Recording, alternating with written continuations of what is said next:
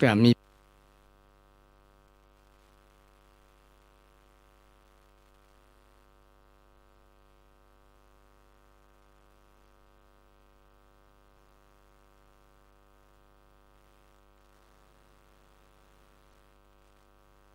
แต่มีทรัพย์นักมีเงินมีทองนักนะคนนั้นก็จะมีความสุขนะเพราะว่าเงินทองเป็นปัจจัยนะเป็นปัจจัยในการดำเนินชีวิตนะตื่นเช้ามาก็ต้องเสี่ยงสตางค์เสี่ยงเงินเสี่ยงทอง เพราะว่าเดี๋ยวนี้เป็นสมัยใหม่นะเป็นสมัยที่ต้องใช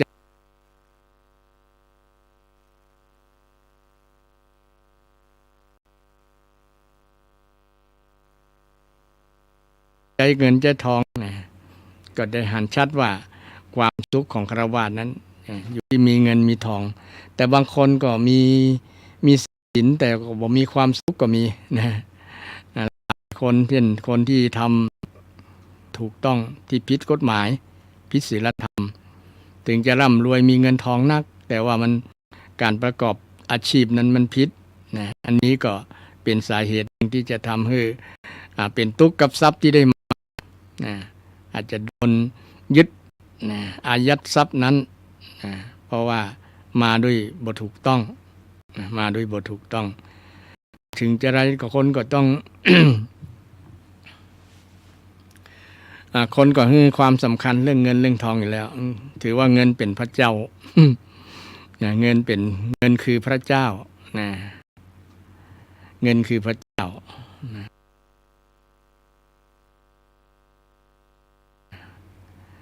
จะยังก็มีอาใจเงินทั้งนั้น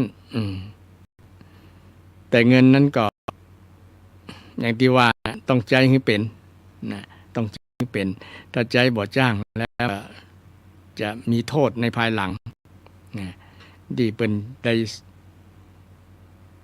ตาไว้ในธนบัตรว่า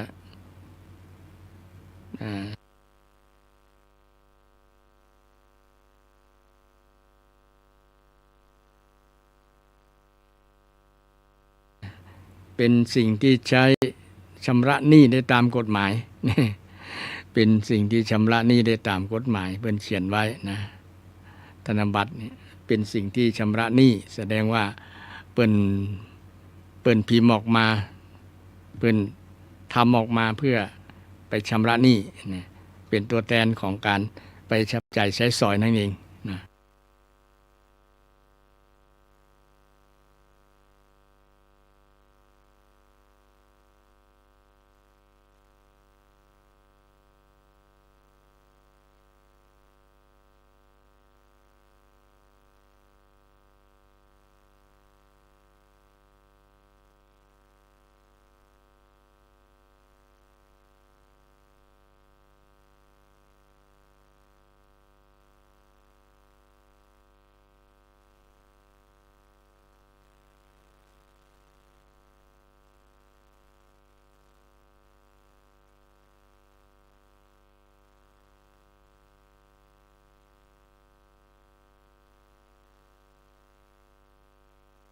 การใช้จ่ายรายรับบ่พอกับรายจ่ายนะเพราะว่าต้องดูแลเรื่องหลายอย่างนะเรื่องอยู่เรื่องกินเรื่องการใช้จ่ายต่างๆเรื่องลูกเรื่องหลานนะโคทำงานคนเดียวแต่ว่าจ่ายหลายคนนะใช้จ่ายหลายคนนี่ก็อิทคนที่ทำงานก็ต้องช่วยกันเพื่อให้ได้ทรัพย์ได้เงินได้ทองมาพอจุนเจือกับรายจ่ายที่มันจ่ายไปนักจ่ายไปหลายอย่างหลายตัง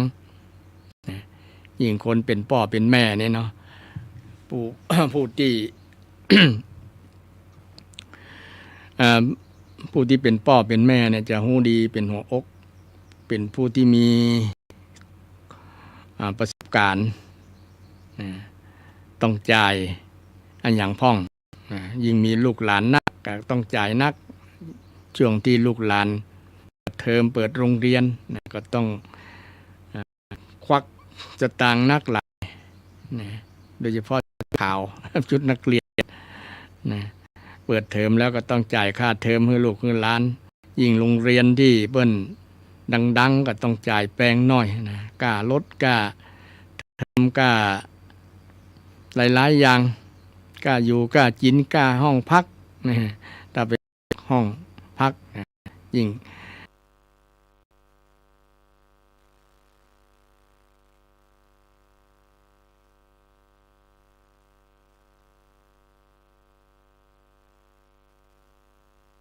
ลูกหลานที่เรียนสูงเรียนปริญญาตรีที่ได้ไปอยู่หอพักเพราะว่าเดินทางไกลไปมาก็ลำบากเรื่องค่าใช้จ่ายเรื่องรถเรื่องลาเรื่องเนี่ยมีแต่เรื่องจ่ายทั้งนั้นนะคนที่เป็นพ่อเป็นแม่ในอีกช่วงที่ลูกหลานกำลังเรียนอยู่ใครได้ส่งลูกโรงเรียนก็คงจะหู้ดีในการจับจ่ายใช้สอยฉะนั้นเงินจึงปัจจัยสำคัญนะสำคัญมากๆเลย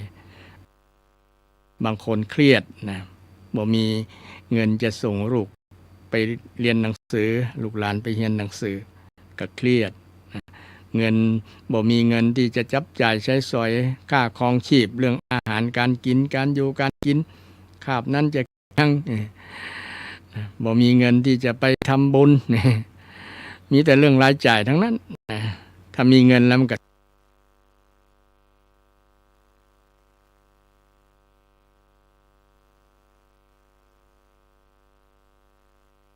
สบายใจแม่นก็ศรัทธาทีนี้เขาจะมีเงินได้ก็ต้องทำมาหากินเนาะต้องขยันหมั่นเพียร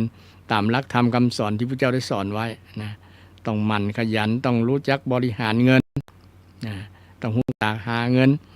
ต้องคบคนดีนะคบบัณฑิตแล้วก็ต้องอยู่แบบสมชีวิตตาคืออยู่แบบพอ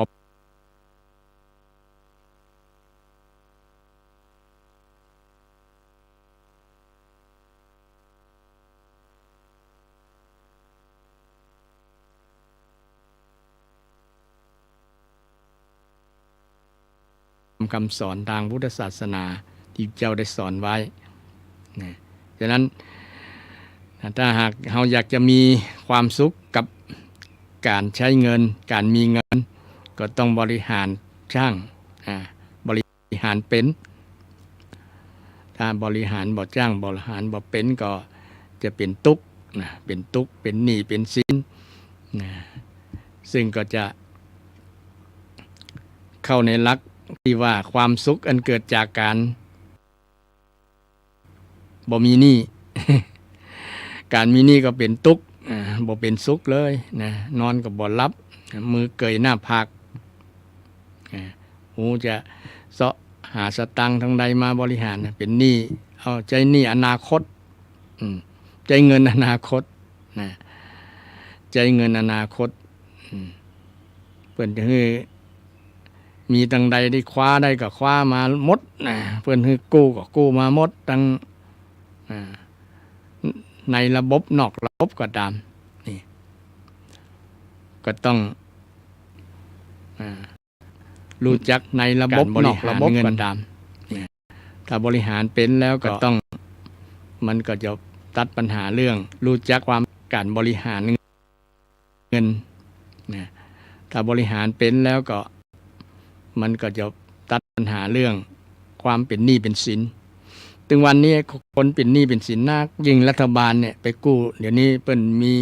จะมีโครงการนโยบายจะกู้เงิน400,000 ล้านนะซึ่งก็จะเพิ่มหนี้ครัวเรือนเฉลี่ยต่อหัวต่อคนในประเทศหลายแสนหลายแสนบาทต่อคนนะอาตมาอยู่นี่ก็เป็นหนี้ฐานะที่เป็นพลเมืองของคนไทยนะเป็นหนี้เช่นเดียวกัน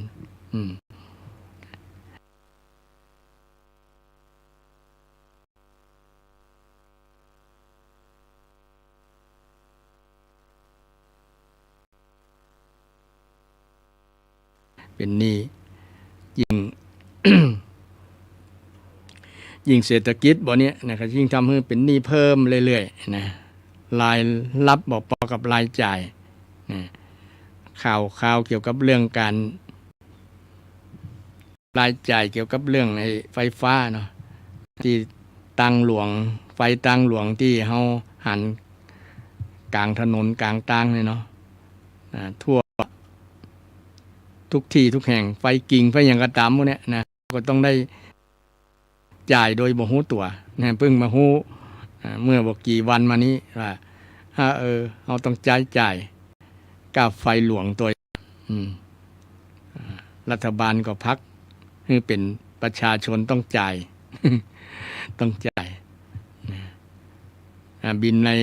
ไฟฟ้าน่ะอย่างพ่อของฮู้ที่เขาเขียนไว้น่ะรวมสรุปแล้วก็เป็น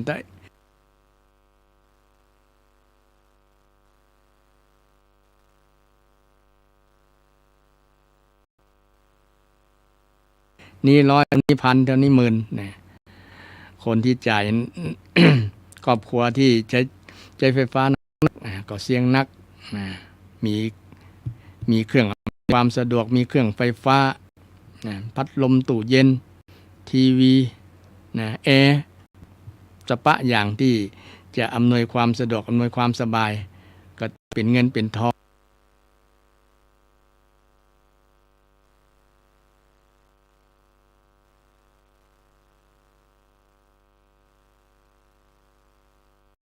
แต่ประเดี๋ยวนี้มันฮ้อนจะได้ ก็อาจจะว่าเป็นการฝึกในการที่จะดำเนินชีวิตอยู่แบบเกยตัว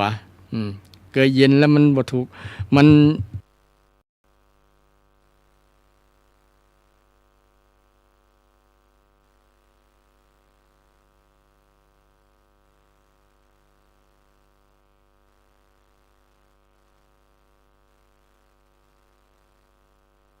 บ่มีเย็นมันก็อยู่นอนบ่หลับนั่นนอนบ่หลับอยู่บ่ได้มันก็เลยเกยตัวเกยย่ามมันย่ามเนาะย่ามอย่างอาตมานี่บ่ใช่อวดตัวนะฮะบ่นานจะบ่ใจแอร์นะบ่ใช่แอร์แต่มีป่องหน้าต่าง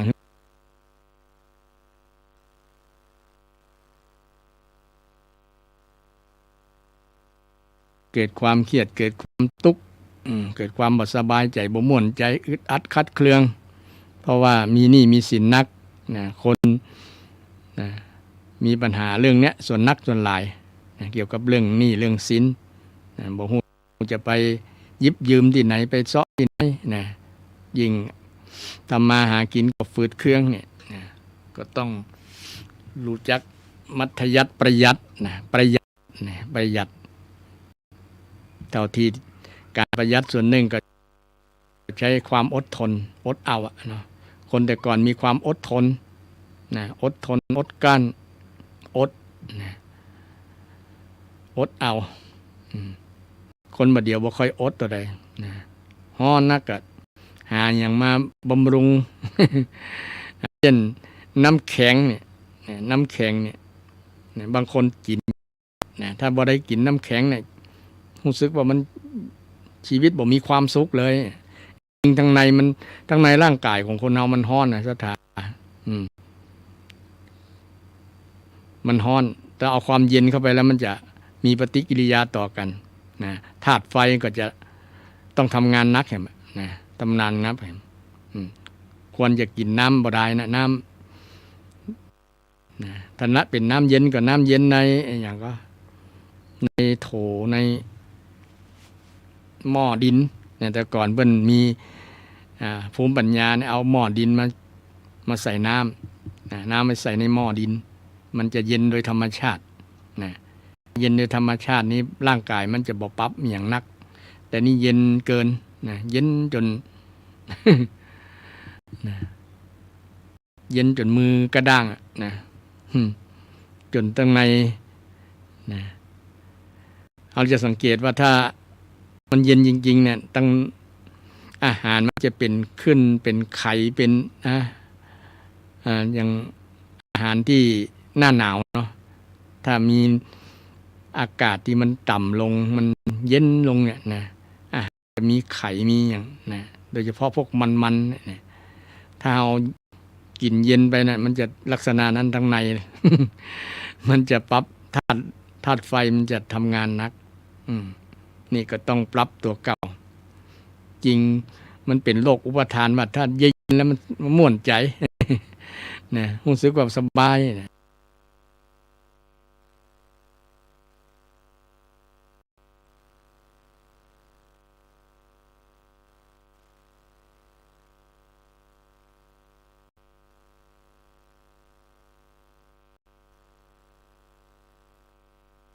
เลยฝึก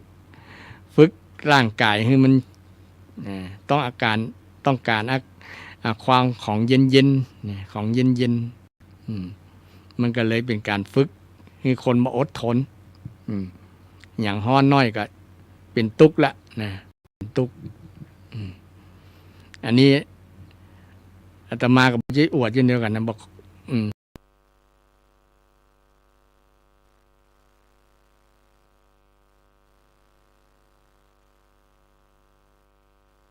อกได้ติดแอร์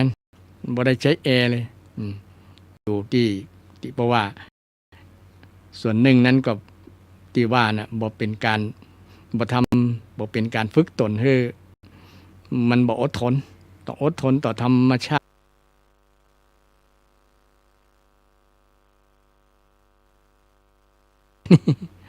นะจริงคนแต่ก่อนจริงๆกับผมมีตู้เย็นแล้วก็ยังอยู่ได้นะสุขภาพร่างกายอายุก็ยืนนี่แต่ถึงวันเนี้ยนะคนที่กินน้ำแข็งนักเกินไปเนี่ยบางครั้งนะร่างกายมันปั๊บบดตาอย่างมีตุเจ้าบางตนนะตากฮ้อนอยู่ทาง นอกแล้วเข้ามาในห้องแอร์บุบเนี่ยเป็นอย่างมันปั๊บหัวบตันถึงกับนาภาพได้คนบ้านเช่นเดียวกันนะมันบูบได้นะเป็นโรคบูบเลย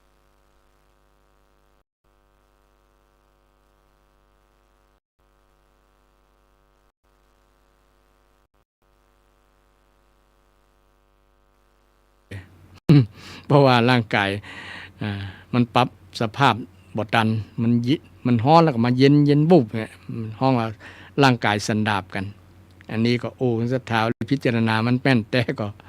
นะเพื่อที่จะปรับเกี่ยวกับเรื่องพฤติกรรมการกระทำของเราบอกคือมันมีการใช้จ่ายนักการใช้จ่ายนักเพราะว่าถ้าใช้จ่ายนักมันก็เป็นหนี้เป็นสินนะอย่างที่มันดำเนินชีวิตไปได้ก็ดำเนินชีวิตไปนะเรื่องหนี้เรื่องสินโดยเฉพาะครูบาอาจารย์กันครูทั้งหลายทั่วประเทศนะจะมีหนี้มีสินก็เปิ้นเลยนะเพราะว่าเอาอย่างเปิ้นมีบ้านหลังงามๆนะไปกู้หนี้มาก็ต้องจ่ายผ่อนจ่ายไว้เป็น3030 ปีก่อนบางครั้งจ่ายยังไม่หมดเตื้อเสียชีวิตไปก่อนก็มี เพราะว่าไปเอาเปรียบเทียบคนที่เปิ้นมีศักยภาพกว่าตัวเก่าเป็นสังคมเป็นค่านิยมของบางของคนหลายคนส่วนนักเป็นลักษณะ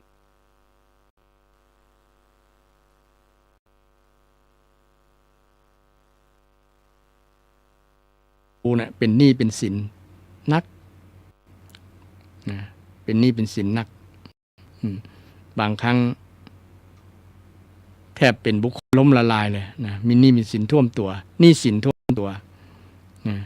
โดยเฉพาะการใช้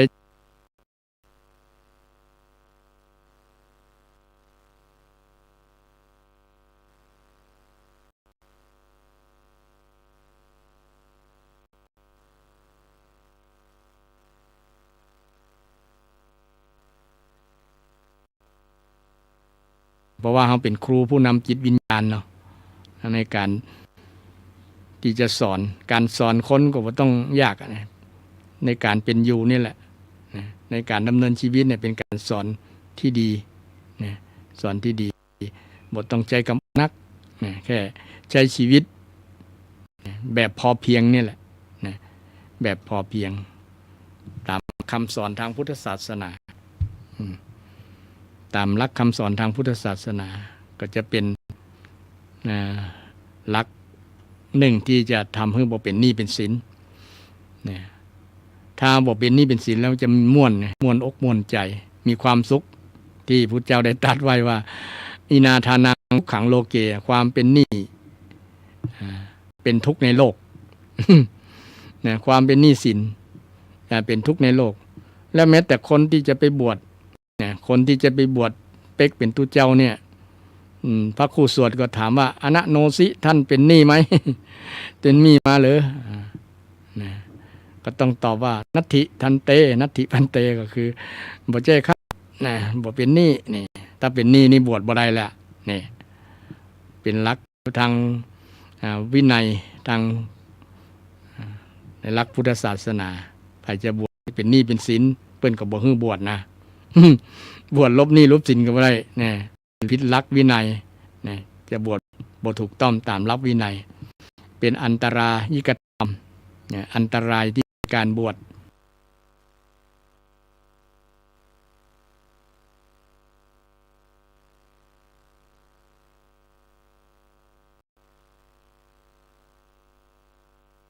คุณสมบัติต้องเป็นผู้ที่ไม่มีหนี้นะเมื่อมีหนี้แล้วเนี่ยจะใดก็ต้องหาสาเหตุแห่งหนี้นะก็ต้องกำจัดหนี้เก่า ชำระหนี้เก่าให้ได้หาวิธีด้วยการหารายได้ให้มันพอเพียงแก่รายจ่ายนะเมื่อพอเพียงแก่รายจ่ายมันเหลือในส่วนรายจ่ายก็เอาใช้หนี้ในส่วนนั้นนะเอาใช้หนี้ส่วนนั้นก็จะเป็นเหตุหนึ่งที่ทำให้มี ความสุขนะมีความสุขหนี้ในหนี้บรรดาหนี้เนี่ยมีหลายอย่างหลายหนี้เนาะหนี้บุญคุณนะหนี้กรรมหนี้เวรหนี้สินลุงรังเนี่ยก็ต้องชำระมัน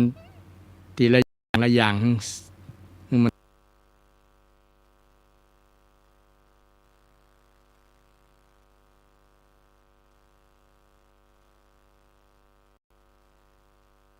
สมนะบ่ทำปงตระกูลให้เสื่อมเสียนะเมื่อพ่อแม่ล่วงลับไปก็ทำบุญอุทิศส่วนบุญส่วนกุศลเนี่ยเป็นการใช้หนี้นะใช้หนี้บุญคุณนะใช้หนี้คุณเรามีหนี้ยังก็ต้องแต่หนี้ทรัพย์สินเงินทองที่เราเป็นหนี้ปัจจุบันเนี่ยมันก็เป็นสาเหตุสำคัญที่ทำให้เราบ่มีความสุขไผชำระหนี้ได้ก็ถือว่าจะมีความสุขละถึงวันนี้มันตื่นเจ้ามากันหน้าบูด หน้าบูดหน้าเบี้ยวนะนึกถึงหนี้นะมาทวงหนี้เดี๋ยวหนี้เรื่องอันนั้นเรื่องอันนี้นะสปะหนี้นะสปะหนี้ก็เลยหาความสุขบ่ได้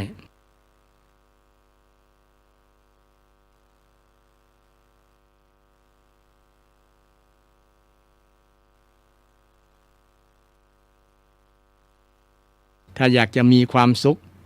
เกิดจากความบ่มีหนี้มีสินนะก็ต้องชำระ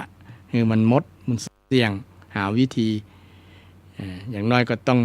ขยันทำงานเติมหารายได้เพิ่มนะหารายได้มาเพิ่มเพื่อที่จะมาชำระหนี้นะมาชำระหนี้อย่างถึงวันนี้อาตมาก็เป็นหนี้ศรัทธาญาติโยมนะหนี้เข้าหนี้นี่อาหารบิณฑบาตที่ใส่บาตรอาตมาประจำนะก็นึกถึงเขาจะใช้หนี้ในส่วนนี้ได้จะได้พ่องนะในหลักพุทธศาสนาท่านก็สอนให้พระสงฆ์องค์เจ้าที่จะปฏิบัติตามหลักธรรมคำสอนเพื่อจะชำระหนี้ที่มีต่อมีกับศรัทธาเป็นหนี้กับศรัทธาที่เป็นเจ้าหนี้นะเจ้าหนี้ไม่ใช่เป็นเจ้ากรรมนายเวรเป็นเจ้าหนี้นะเจ้าหนี้ที่ โดยท่านที่บ่มีความจงใจจะเป็นเจ้าหนี้แต่มันเป็นโดยธรรมชาตินะที่ท่านได้นำปัจจัย เนี่ยเข้าป่าอาหารที่อยู่อาศัยยารักษาโรคเครื่องนุ่งห่มจีวรเป็นต้น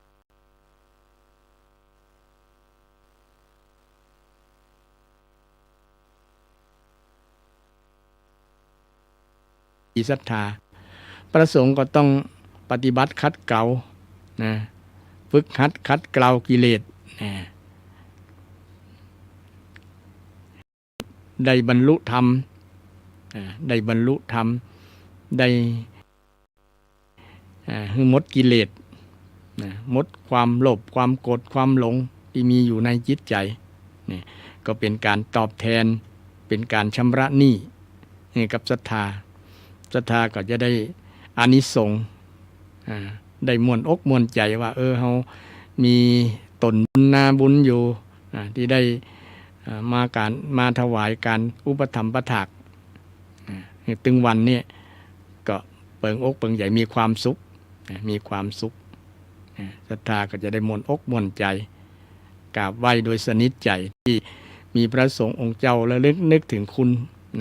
บุญคุณของศรัทธาตีได้อุปถัมภ์ประถากด้วยปัจจัย4ปัจจัย4ในส่วนนี้ก็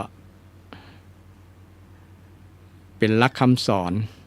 ที่พระเจ้าได้สอนไว้ว่าความสุขของฆราวาสสุขเกิดจากการมีหนี้ไผ่บ่มีหนี้เนี่ยถึงว่ามีความสุขละเป็นความสุข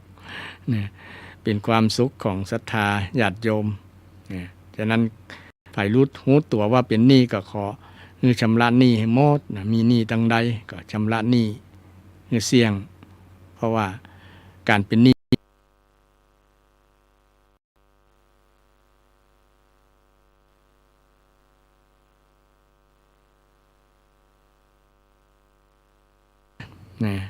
ไปกู้มาไปยืมมาก็ถือว่าเป็นหนี้เป็นสินต้องชำระต้องเอาไปคืนต้องไปซ้ายเปิ้นเมื่อซ้ายแล้วเขาก็สบายจิตสบายใจเพราะว่าสิ่งนี้มันจะเมื่อ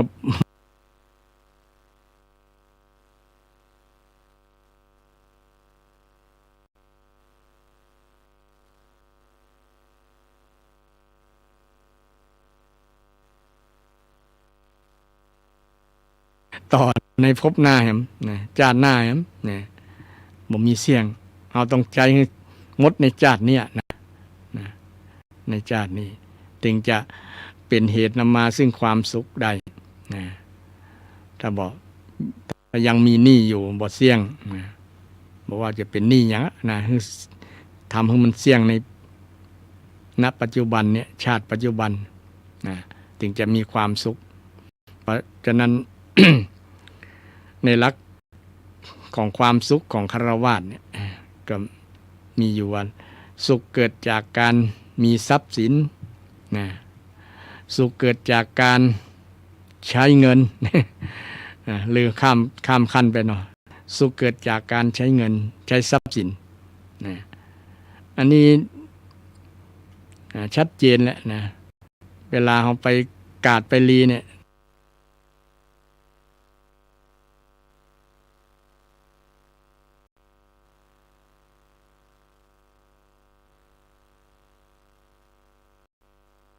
บ่ฮู้ตัว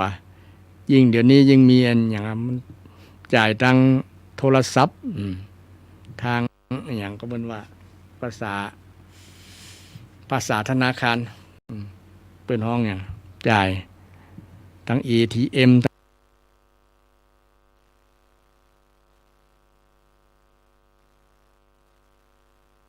เอาจ่ายทั้งเลขบัญชีธนาคารบัญชีธนาคารจ่ายได้ง่ายจับจ่ายใช้สอยนี่ม่วนมีความสุขมีความสุขยิ่งพ่อบ้านให้แม่บ้านไปจ่ายมีเงินนักๆเนี่ยแม่บ้านก็ม่วนอกม่วนใจโอ้หัวหน้าครอบครัวนี่พ่อบ้านเนี่ยเป็นคนที่หูจักว่าแม่บ้านต้องใช้จ่ายอย่างพ้องก็มอบเงินไปบริหารคนที่เป็นแม่บ้าน แม่สีเรือนก็ต้องรู้จักจ่ายพอสมควรพอแก่การจ่ายรายรับรายจ่ายต้องพอประมาณต้องพอดีกันนะถ้าจ่ายเกินก็เป็นหนี้อย่างที่ว่านะเป็นหนี้ที่ว่าแล้วจะทำให้เป็นปัญหาเป็นความทุกข์มานะถึงวันนี้ บางครั้งมันมีสิ่งเล่าสิ่งล่อนะทำให้กะจ่ายเกินนะจ่ายเกินลิมิตจ่ายเกินรายได้จ่ายเกินสิ่งเงินที่มีอยู่มันก็ทำเป็นหนี้อย่างได้บรรยายได้ได้ก่อนหน้านี้ว่ามันจะเป็นเหตุทำให้เกิดความทุกข์เกิดปัญหาเกิดจากการมีหนี้นะฉะนั้นถ้าอยากจะมีความสุขในการใช้จ่ายก็ต้องรู้ประมาณในการจ่ายนะต้องรู้ในการจ่ายอันนี้ต้องรู้จักส่วนแบ่ง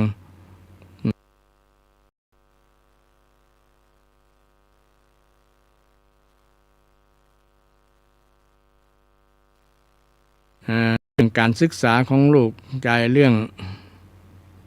การน้ำกับไฟจ่ายเรื่องนั้นก็ต้องบริหารให้ลงตัวบริหารให้ลงตัวแต่การไปทำบุญการทำบุญนี่สุดท้ายเนี่ยนะศรัทธาท่านผู้ฟังทั้งหลาย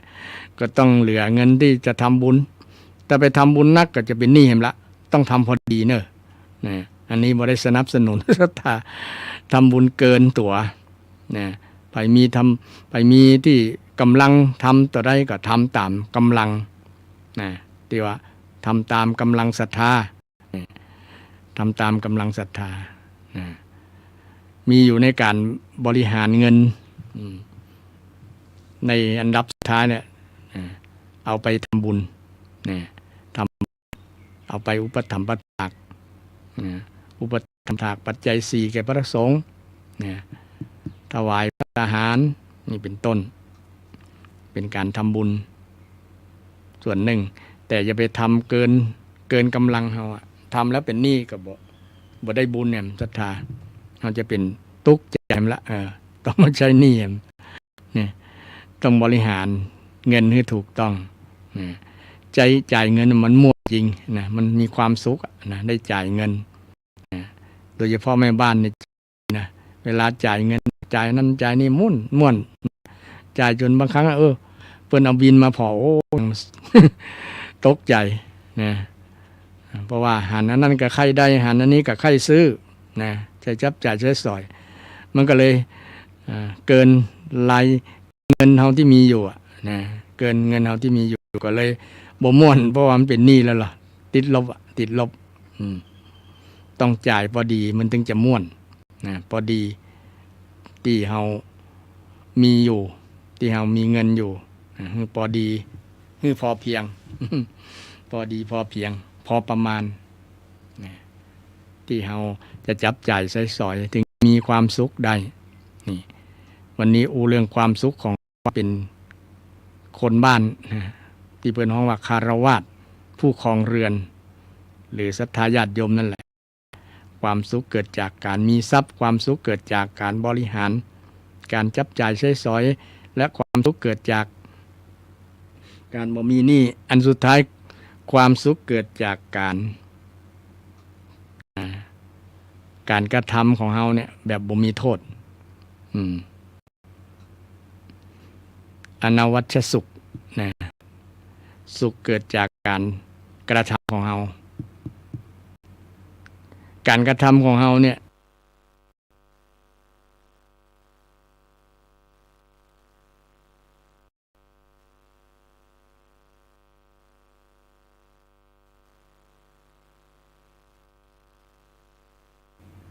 บ่เดือดร้อนคนอื่นบ่เบียดเบียนคนอื่นนี่ทำไปเลยนะอันอย่างพ่องที่ทำไปแล้วนะด้วยกายด้วยวาจาแล้วมันบ่เป็นทุกข์นะบ่เป็นโทษมีแต่ความสุขนี่ทางพุทธศาสนาสอนว่ากุศลกรรมบทนี่กุศลการทำกุศลเนี่ยก็คือการทำบุญนั่นแหละนะ การทำบุญการทำบุญทางกายกายกรรมกรรมคือการกระทำทางกายเช่นการเว้นจากการฆ่าเนี่ยเป็นความสุขคือฆ่าเบียดเบียนทำสัตว์ที่มีลมปราณที่มีลมปราณให้หมดลมปราณให้ตกล่วงไปการพฤติกรรมการกระทำเนี่ยแบบนี้มันเป็นทุกข์เป็นโทษเช่นการฆ่าสัตว์ตัดชีวิตปานาติปาตาเวรมณีเว้นจากการยังที่มีลมปราณปานะแปลว่าลมปราณลมหายใจนั่นแหละบ่ทำสัตว์ที่มีลมหายใจให้ตกล่วงไปให้ตายนั่นแหละนะให้ตายไปนะเว้นจากการกระทำแบบนี้เปิ้นฮ้องว่ากุศลกุศลอย่างหนึ่งแปลว่าฉลาดคนฉลาดจะบอกฆ่าถ้าคนบ่ฉลาดคือคนง่าวเนี่ยจะฆ่าคนฉลาดคือคนลวกเนี่ยจะบอกฆ่าบ่เบียดเบียนเรื่องชีวิตสัตว์บ่เบียดเบียนเรื่องทรัพย์สินเงินทองของผู้อื่นบ่เบียดเบียนเรื่องครอบครัวคนอื่นนี่การกระทำแบบนี้กายกรรมที่เว้นจากสิ่งที่กล่าวมาเนี่ยเป็นความฉลาดเป็นกุศลมีความสุขศรัทธาท่านผู้ฟังลองพิจารณาดูว่าถ้าสังคมมีการละเมิดกายกรรมซึ่งกันและกันเนี่ยมันจะมีความสุขหรือมีความทุกข์คำตอบก็รู้อยู่แก่ใจปรากฏชัดแก่เฮาละนะเช่นสังคมที่ฆ่ากันสงครามทำสงครามกันเนี่ยถามคนที่อยู่ในสถานที่เกิดสงครามประเทศที่มีสงครามเนี่ยมีความสุขก่อ ตอบเป็นเสียงเดียวกัน 100% แหละ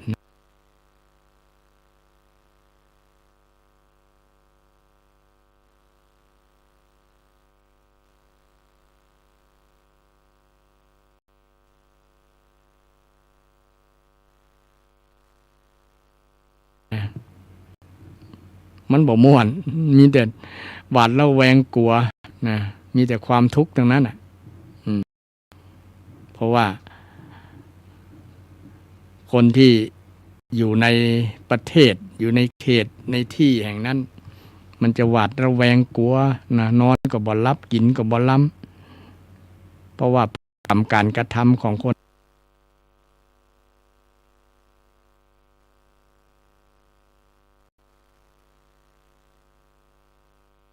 นั้นมันเบียดเบียนกันนะเบียดเบียนกันหาความสุขบ่มีแต่เมืองใดเนี่ยสงบบ่มีการเบียดเบียนซึ่งชีวิตกันเนี่ยมีการฆ่ากันสังคมนั้นจะมีความสุขคนนั้นก็จะมีความสุขนะคนที่ฆ่าบ่ใช่ว่าฆ่าแล้วมีความสุขเนี่ยเขาก็ต้อง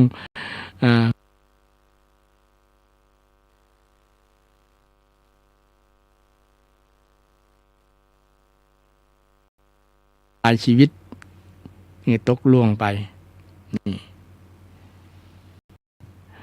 เป็นว่าการกระทำงานคือการกระทำที่ไม่มีโทษนะคือการเว้นจาก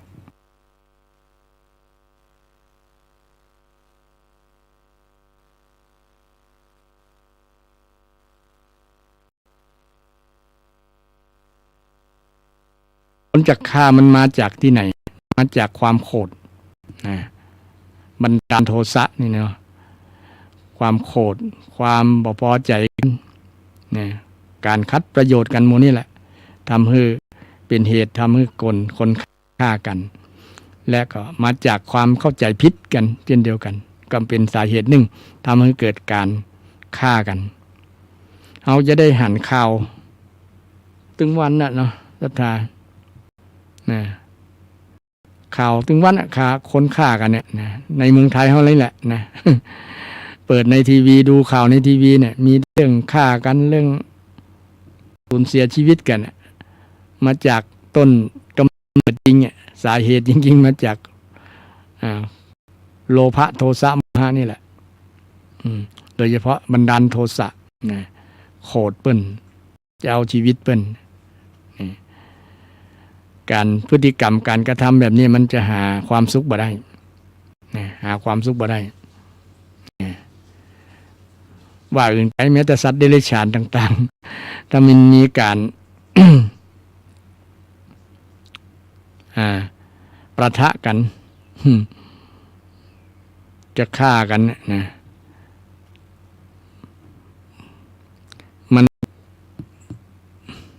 มันก็สร้างความหายนะกัน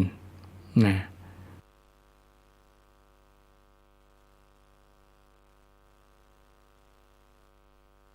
ทรัพย์ตัวใหญ่ๆเนาะจ้างมางัวควายหมดเนี่ยนะมันจนกันมันจะเอาชีวิตกันนะบางครั้งสัตว์ตัวน้อยๆกับบ่ฮู้เนียวเนงก็ได้รับผลกระทบตัวนะคนเฮาเช่นเดียวกัน ยิ่งกว่านั้นเนาะเกิดสงครามเกิดการฆ่ากันนะบ้านใกล้เรือนเคียงนี่กับมีผลกระทบด้วยกันนะหาความสุขบ่ได้นะทั้งที่เขาบ่ได้ทำควรที่จะบ่ได้รับผลแต่มันเป็นผลที่ในอดีตที่เคยร่วมผลร่วมกรรมร่วมกันมาถึงบ่ได้เสียชีวิตไปตัวแต่ว่ามันก็เป็นผลเกิดความบาดกลัวระแวงนะหวาดระแวงทำให้มีสุขบ่มีความสุขเพราะว่าเหตุที่เกิดนั้นใกล้กับตัวเขาบ้านใกล้เรียนเคียงเนี่ยผลกระทบเดี๋ยวนี้ยิ่งคนที่มีความรู้ความสามารถที่ประดิษฐ์ประดอยอาวุธที่มันรุนแรงอาวุธนิวเคลียร์อาวุธอย่างเนี้ยสามารถที่จะทำร้ายล้างเมืองเป็นเมืองได้นะเป็นเมืองนะหรือว่าทำร้ายโลกก็ได้นิวเคลียร์เนี่ยนะลองออกมาเดี๋ยวนี้บอกว่าประเทศไหนมีพ่องละนะหลายประเทศที่มันเขาสะสมอาวุธนิวเคลียร์เนี่ยถ้าจุดออกมาจุดพร้อมกันเนี่ยโอ้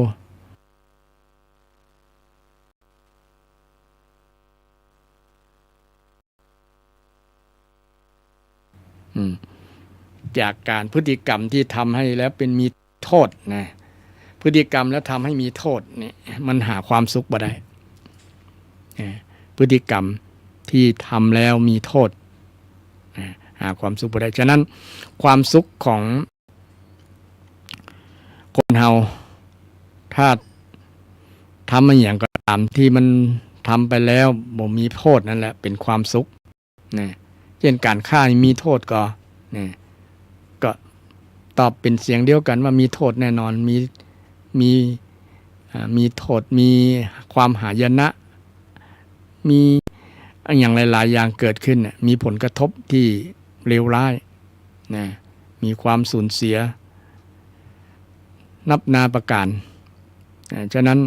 พฤติกรรมการกระทำที่ห้องว่ากระทำแล้วไม่มีโทษเนี่ยเป็นความสุขฉะนั้นเวลาเขาจะทำอย่างขอให้นึกถึงว่ามันจะมีโทษต่อคนอื่นก่อโทษต่อเฮาก่อนี่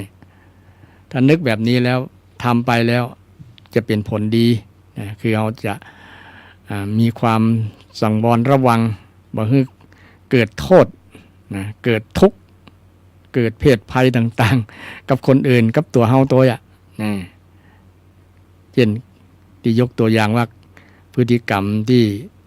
จะ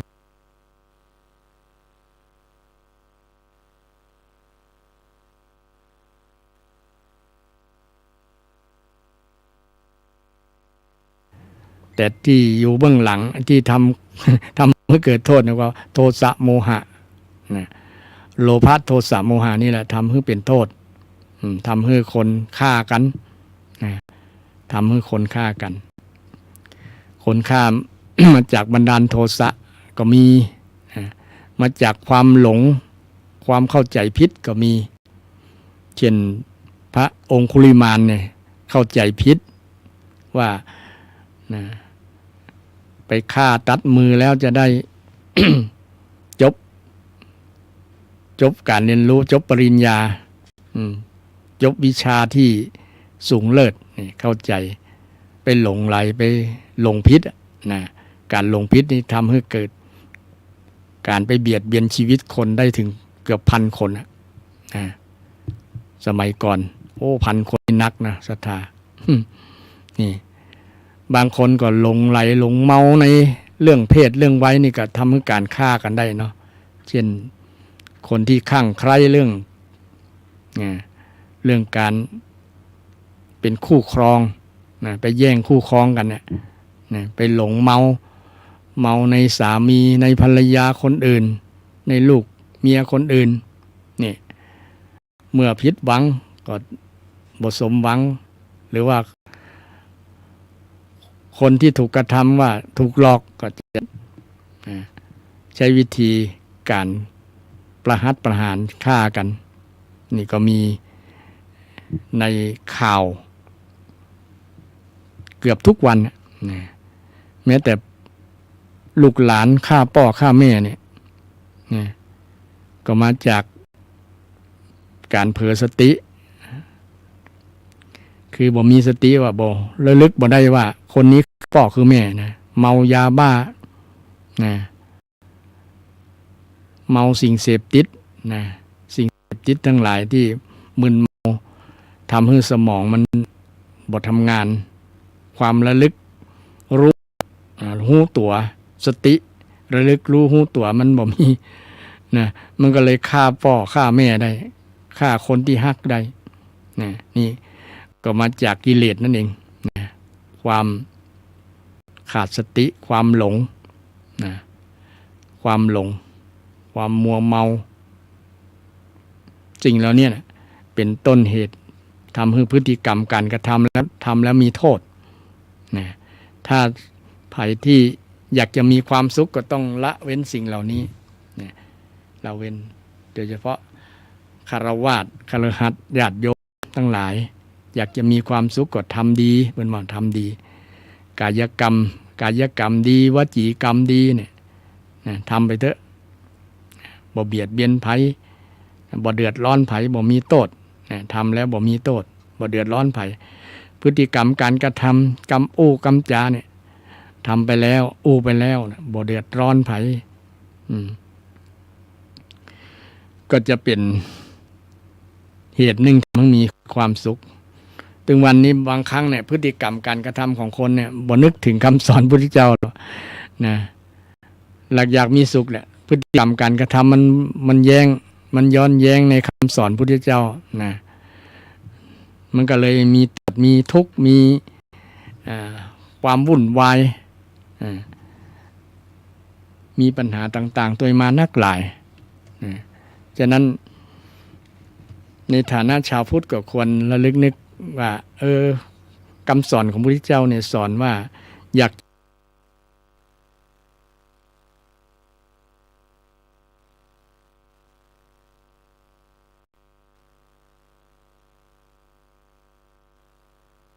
จะมีสุขเนี่ยเว้นจากพฤติกรรมที่มีโทษทำไปแล้วมันมีโทษก็ควรงดเว้นจากพฤติกรรมนั้นการกระทำก็ตามกรรมก็ตามแม้แต่ความคิดเนี่ยเพราะว่ามันมาจากความคิดมาจากจิตใจนะพฤติกรรมการกระทำกรรมเนี่ยมาจากจิตใจว่าจะได้มันก็ไปตัวจิตใจนั่นแหละจิตเป็นนายกายเป็นบ่าวกรรมก็เป็นบ่าวตัวใจทำให้เป็นโทษเป็นภัยเกิดนักหลายเกิดความหายนะนักหลายพฤติกรรมการกระทำอันนี้เป็นหลักธรรมคำสอนที่พุทธเจ้าสอนว่าความสุขเกิดจากการ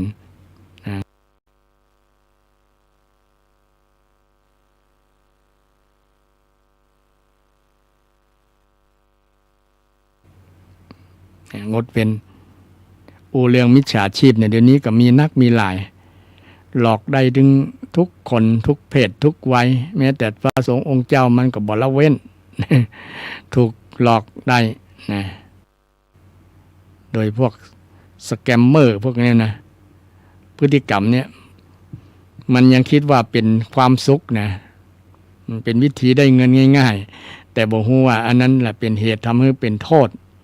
ต่อพฤติกรรมของเขานะก็มีบางคนหรอมาอะไรมาจมมาลุนบ่น่าเลยบ่น่าที่จะหลงไปกับเขามันมีขบวนการนะจักจวนให้เยาวชนว่างานนี้เบางานนี้สบายได้เงินดีนี่นะหลอกลวงไปเป็นฟักพวกหลอกลวงไปเป็นหมู่เดียวกับเขาอ่ะนะเดี๋ยวนี้ก็เลยได้รับโทษนะได้รับโทษต้องขึ้นศาลนะเพราะว่ามันมีหลักมีฐานเนาะนะมีหลักมีฐานว่าเงินอยู่ในบัญชีของคนนั้นคนนี้เนี่ยตัวใดเนี่ยประมาณนั้นเดี๋ยวนี้เขาตรวจสอบได้หรอตำรวจไทยนี่เก่งเนี่ยว่าไผมีเงินตัวใดผ่านมาจากไหนลุกที่ไหนมานะก็จะขอข้อมูลจากธนาคารเปิ้นถึงห้ามว่าทำบัญชีม้านะเนาะส่วนนักมาจากบัญชีม้านะ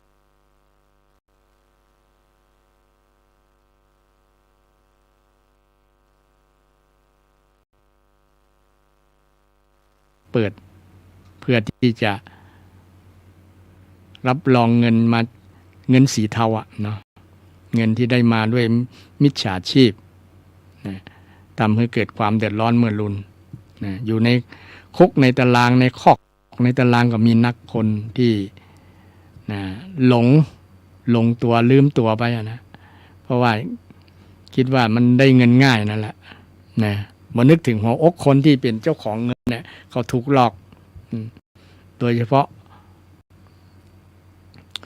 คนผู้สูงอายุไปนะแต่เดี๋ยวนี้มีข่าวว่า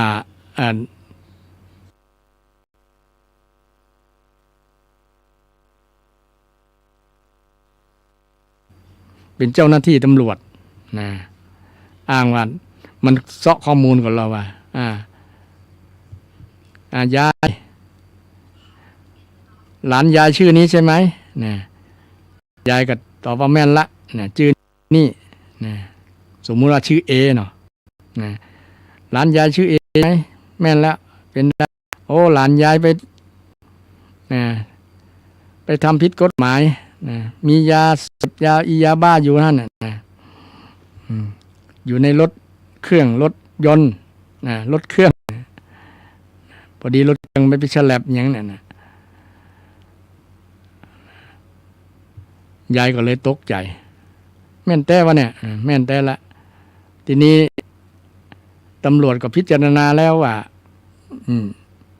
จะให้เรื่องมันบ่ถึงลงถึงศาลยายจะยอมก็เสีย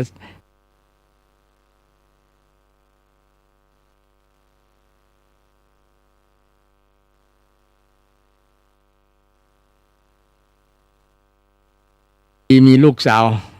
มาจากการงานพอดีได้มาประสบกับเหตุการณ์นั้นพอดีนะก็เลยรู้เรื่องนะยายก็เลยบอก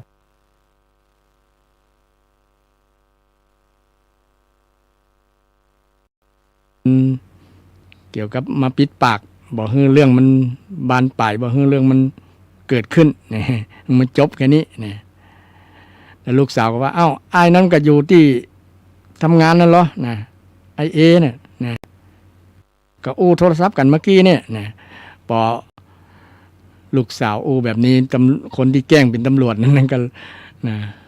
หูตัวว่าเขาจับได้เลยทันแล้วนะก็ฟังล่นนี้นี่เกือบถูกหลอกไปนะเกือบถูกหลอกไปอันนี้ก็เล่าเรื่องให้ศรัทธาท่านทั้งหลายอาจจะ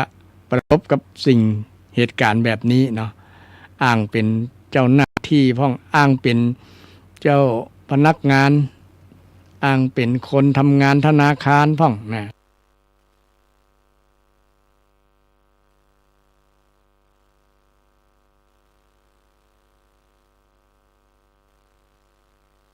บัญชีธนาคารอย่างประมาณเนี่ยนะคือตั้งข้อสันนิษฐานไว้ก่อนว่าอาจจะเป็นพวกมิจฉาชีพนะต้องเรามัดระวังต้องระมัดระวังเพราะว่าประเดี๋ยวนี้มันนะมีคนอาชีพประเภทนี้นักหลายหลอกลวงแม้แต่พระสงฆ์องค์เจ้านะหลอกลวงตุลุงอาตมานี่ก็เคยประสบการณ์มาหลายนะก็มีนะลักษณะที่เจอคนที่จะหลอกลวงเนี่ยมีหลายเพราะว่าเขาจะคงจะสืบเรื่องว่าอาตมาเป็นคนมีใจเมตตาชอบให้คนนั้นคนนี้บางครั้งเนี่ยมีศรัทธามาขึ้นรถเครื่องมาว่าผมไป มาจากนั้นมาจากนี่สตางค์มดจะขอค่าน้ำมันลดไปนั้นไปนี่เนี่ยมีประจำเนี่ยมีประจำอาตมาก็คล้ายๆว่าคือมันป้นไปนะก็คือมันจากนี้ไปกี่กิโลนะอาตมาก็คือตามกิโลนั่นแหละ เพราะว่าหูจำนวนว่าอันน้ำมันจะเสี่ยงต่อใดนะถ้ามันแบบโอ้มันคือน้อยแตกจะบ่คือมันสักบาทนะ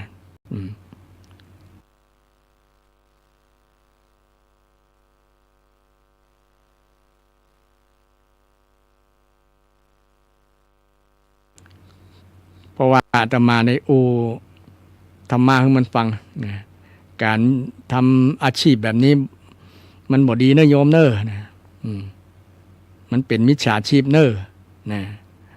มันก็คงละอายแก่ใจพ่อนะ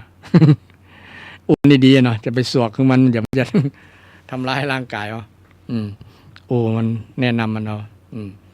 อย่าว่าอ่านมานี้นะอาตมานะด้วยความปรารถนาดีนะโยมเนอะ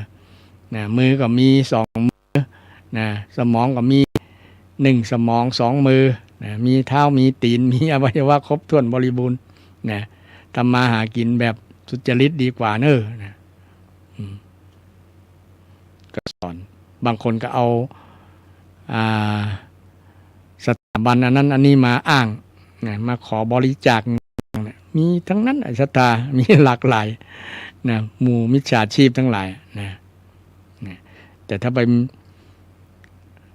ห่อมกกับมันนักมันก็จะได้ใจมันจะมาบ่อยนะมาบ่อยแต่เป็นคือคติธรรมพ่องนะคติธรรมโดยให้ธรรมะมันเนาะถ้ามันคิดได้ก็จะเป็นบุญเป็นกุศลกับเฮาตัวเป็นบุญเป็นกุศลกับเฮาอันนี้เรื่องว่าการกระทำที่มันเป็นทำให้มีโทษแล้วมันบ่มีความสุขถ้าอยากมีความสุขก็ต้องท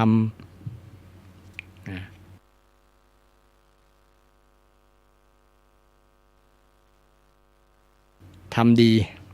เช่นทำอาชีพที่สุจริตเนี่ยม่วนทำด้วยหยาดเหงื่อแรงงานตัวเก่าเนี่ยมันมีความสุขใจบ่ได้ลักไผขโมยไผกินนะมันภาคภูมิใจถึงจะได้เงินบ่นักบ่หลายก็มีความภาคภูมิใจแล้วก็ศรัทธาบางท่านบางคนเนี่ยเนาะเพิ่นก็ภาคภูมิใจทำงานแล้วมีความสุขกับการทำงานบ่ใช่มีทัศนะว่าการทำงานเป็นทุกข์มาทุกข์แต่ลำบากแต่อย่างประมาณนั้นก็ถือว่ามองเป็นการออกกำลังกายเป็นการบริหารกายก็ได้ถ้าทำงานลักษณะเนี่ย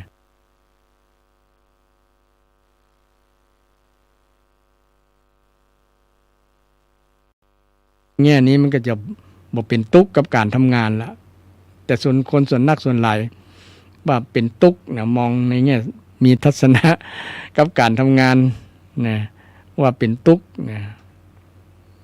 คือชีวิตอยากจะนอนกินนอนประมาณนั้นนะกินนอนแอลประมาณนั้นนะบ่ทำการทำงานขี้ค้านนะขี้ค้านลักษณะนี้จะมีความสุขประมาณนั้นนะมีทัศนะแบบนี้ก็หลายเนอะท่านผู้ฟังนะถ้ามีทัศนะมีความเห็นแบบเนี้ยเนาะ จะนำไปสู่การมิจฉาชีพได้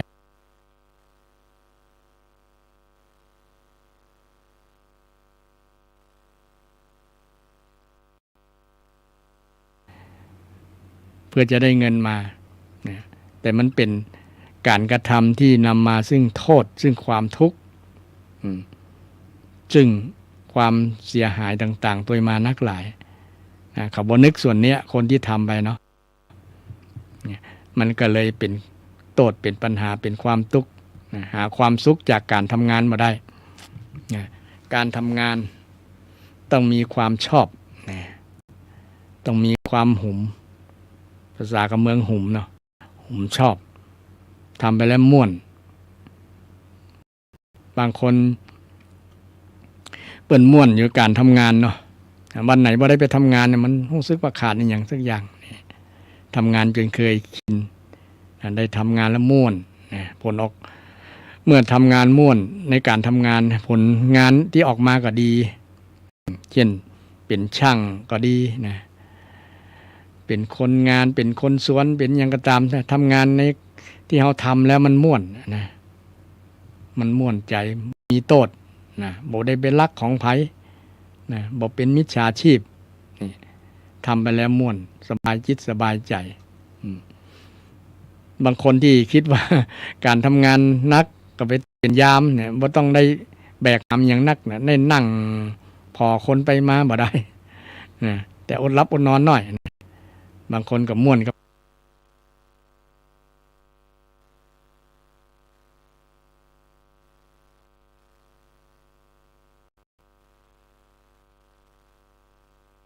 มารับนะคือรับเมื่อวันเมื่อคืนมาแล้วรับละเลยมันเปลี่ยนมันเปลี่ยนพฤติกรรมของความเป็นคนของความเป็นมนุษย์มนุษย์ต้องรับเมื่อวันเมื่อคืนไม่ใช่ไปรับเมื่อวันแล้วมันเป็นผลต่อร่างกายนะร่างกายเช่นหมู่ร้องรำทำเพลงต่างๆเนี่ยหน้าตาก็จะดีนะแต่ว่าอายุสั้นนะเพราะว่ามันเป็นผลต่อการพักผ่อนนะถามว่างานนักก็มันก็บ่ได้แบกได้หามอย่างเนาะแต่ว่ามันนักสมองนักร่างกายบ่ได้พักผ่อนไงพักผ่อนบ่ถูกเวลานะเลยทำให้ชีวิตสั้นอายุสั้นนักร้องดาราทั้งหลายเนี่ยบางคนอายุ30ปลาย20ปลายก็ยังมีนี่ไปแสดงนั่นไปแสดงนี่มันกว่าจะได้รับได้นอนบุญบ่ายโมง2 โมง3 โมงบางคนถึงจะปิกบ้านมาเนี่ยใกล้แจ้งมารับถือว่าเป็นการทำลายร่างกายโดยบ่รู้ตัวทำลายร่างกายโดยบ่รู้ตัวฉะนั้นคนที่เป็นยามเนี่ยคนจะได้รับค่าตอบแทนสูงนักๆเพื่อไปชดเชยในส่วนที่สึกหล่อของร่างกายนะคนที่จ้างก็ควรหันความดีงามของคนที่เป็นยามนะเป็นยามเพราะยามนี่ถือว่า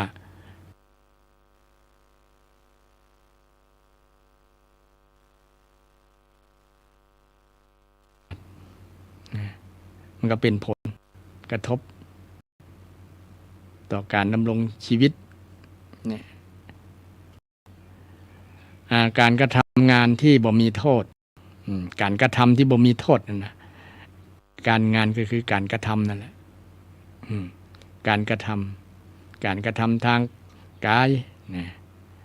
การกระทำที่เกี่ยวกับครอบครัวมีพฤติกรรมในการเล่นชู้สู่ชายสู่สาวนะไป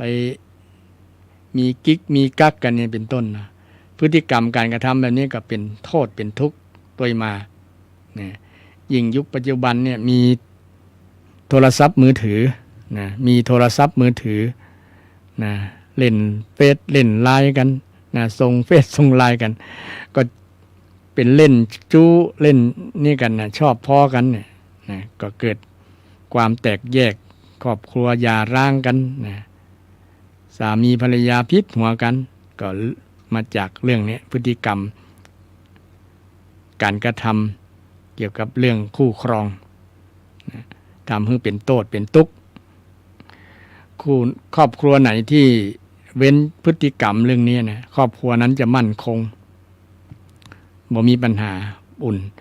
โดยเฉพาะสามี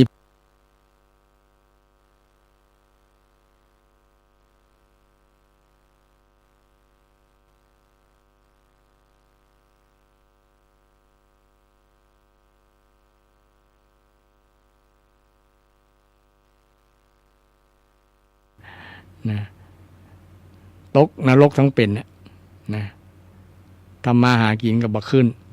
บ่เจริญเพราะว่านอกใจกันแล้วอันนี้พิสูจน์สังเกตได้ท่านผู้ฟังนะเนี่ยการกระทำที่มีโทษเนี่ยมันบ่เป็นสุขพุทธเจ้าว่าการกระทำที่ไม่มีโทษเป็นสุขแต่การกระทำที่มีโทษเป็นทุกข์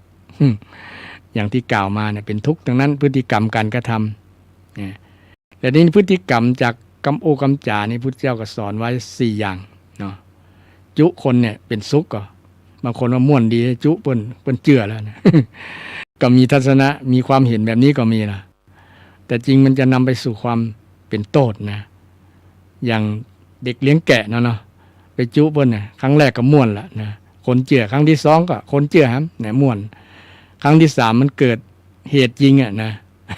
คนก็บ่เจือแล้วนะแกะมันหายจริงๆเนี่ยไผจะไปเจือเพราะว่าเคล็ดลับแล้วก็คนจุนะจุจนเป็นนิสัยจนเป็นนิสัยสันดาน จุมุสาวาทเนี่ยนะจุถึงแม้จะจุคนไข้หัวอย่างก็ตามเนี่ยมันก็มีโทษนะมีโทษฉะนั้นควรฝึกที่บอกควรจุกันจริงใจต่อกันนะซื่อตรงต่อกันไม่โดยเฉพาะสามีภรรยาจุกันนี่บ้านแตกสาแหลกขาดแน่นอนจุกันกรรมอูกรรมจาต้องซื่อตรงนะซื่อสัตย์สัจจวาจานะสัจจวาจาวาจาที่ซื่อตรงต่อกันปากยังไงใจก็อย่างนั้นใจยังไงปากก็อย่างนั้นอันนี้เป็นพฤติกรรมทางกรรมอูนะกรรมอูกรรมจาต้องงดเว้นจากสิ่งที่เป็นโทษจากคำพูดนะถึงจะมีความสุขคนที่ตรง สื่อตรงมีความจริงใจต่อกันอู้คำจริงต่อกันเนี่ยครอบครัวนั้นจะมีความสุขสังคมนั้นจะมีความสุขนะแต่สังคมส่วนหนึ่งมีมายาบ่จริงใจต่อกันนะมีแต่หลอกลวงกันนะด้วยกรรมอูกรรมจา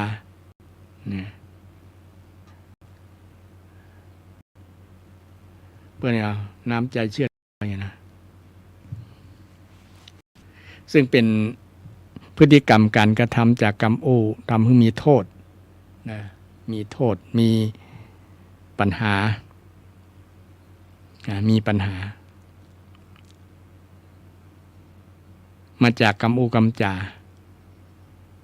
กรรมโอกรรมจานี้เป็นเหตุสำคัญเป็นสิ่งสำคัญในการดำเนินชีวิตของคนนะ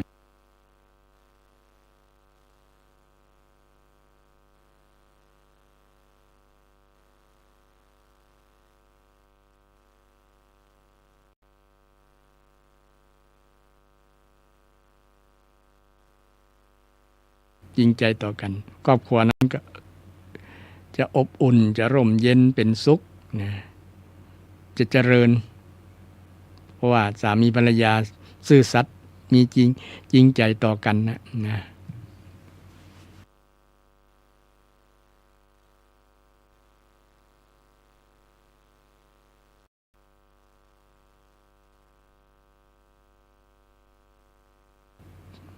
แม้แต่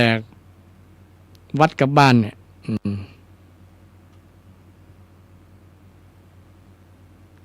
วัดกับบ้านวัดซื่อสัตย์ต่อศรัทธาก็ซื่อตรงต่อวัดนะบ่มีเจตนาแอบแฝงนะตู้หลวงเจ้าอาวาสหรือพระสงฆ์องค์เจ้าก็มีความจริงใจต่อศรัทธาบ่หลอกลวงศรัทธาเนี่ยนะวัดนั้นบ้านนั้นก็จะมีความสุขนะมีความมั่นอกมั่นใจ นะมีความเลื่อมใสต่อพระสงฆ์องค์เจ้านะพระสงฆ์องค์เจ้าก็มีความมั่นใจกับศรัทธาก็ม่วนอกม่วนใจม่วนอกม่วนใจเช่นเดียวกันแต่สังคมไหนขาดความซื่อสัตย์ซื่อตรงต่อกันแล้วสังคมนั้นมีแต่ปัญหามีแต่โทษมีแต่ความเสียหายเกิดขึ้นก็มาจากกรรมโอกรรมจานี่แหละสำคัญกรรมโอกรรมจานี่เป็นสิ่งสำคัญแม้แต่เป็นคำนินทาคำนินทานี่ก็มีข้อนินทาสองอย่างเนาะเล่าขวัญนะถ้าในแง่ดีก็คือเล่าขวัญถ้าในแง่ลบก็คืออู้ในทางที่บ่ดีเช่นไปเล่าขวัญตุเจ้าเล่าขวัญตุหลวงเล่าขวัญพระหนุ่มน้อยๆกัดอย่างกระตำไปเล่าขวัญในทางที่บ่ดีมันก็เป็นเหตุทำให้เกิดความละหองละแหงซึ่งกันและกันระหว่างพระกับศรัทธาพระศรัทธา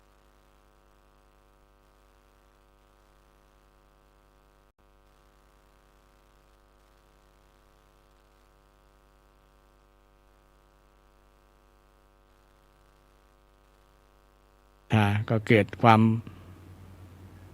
ทะเลาะวิวาทกันได้เกิดความทะเลาะวิวาทกันได้แม้เพียงเป็นคำนินทาก็ตามคำนินทาแต่คนที่ถูกนินทาก็คือถือว่ากรรมสอนที่พระเจ้าได้สอนว่าอันอย่างว่าเพิ่นว่า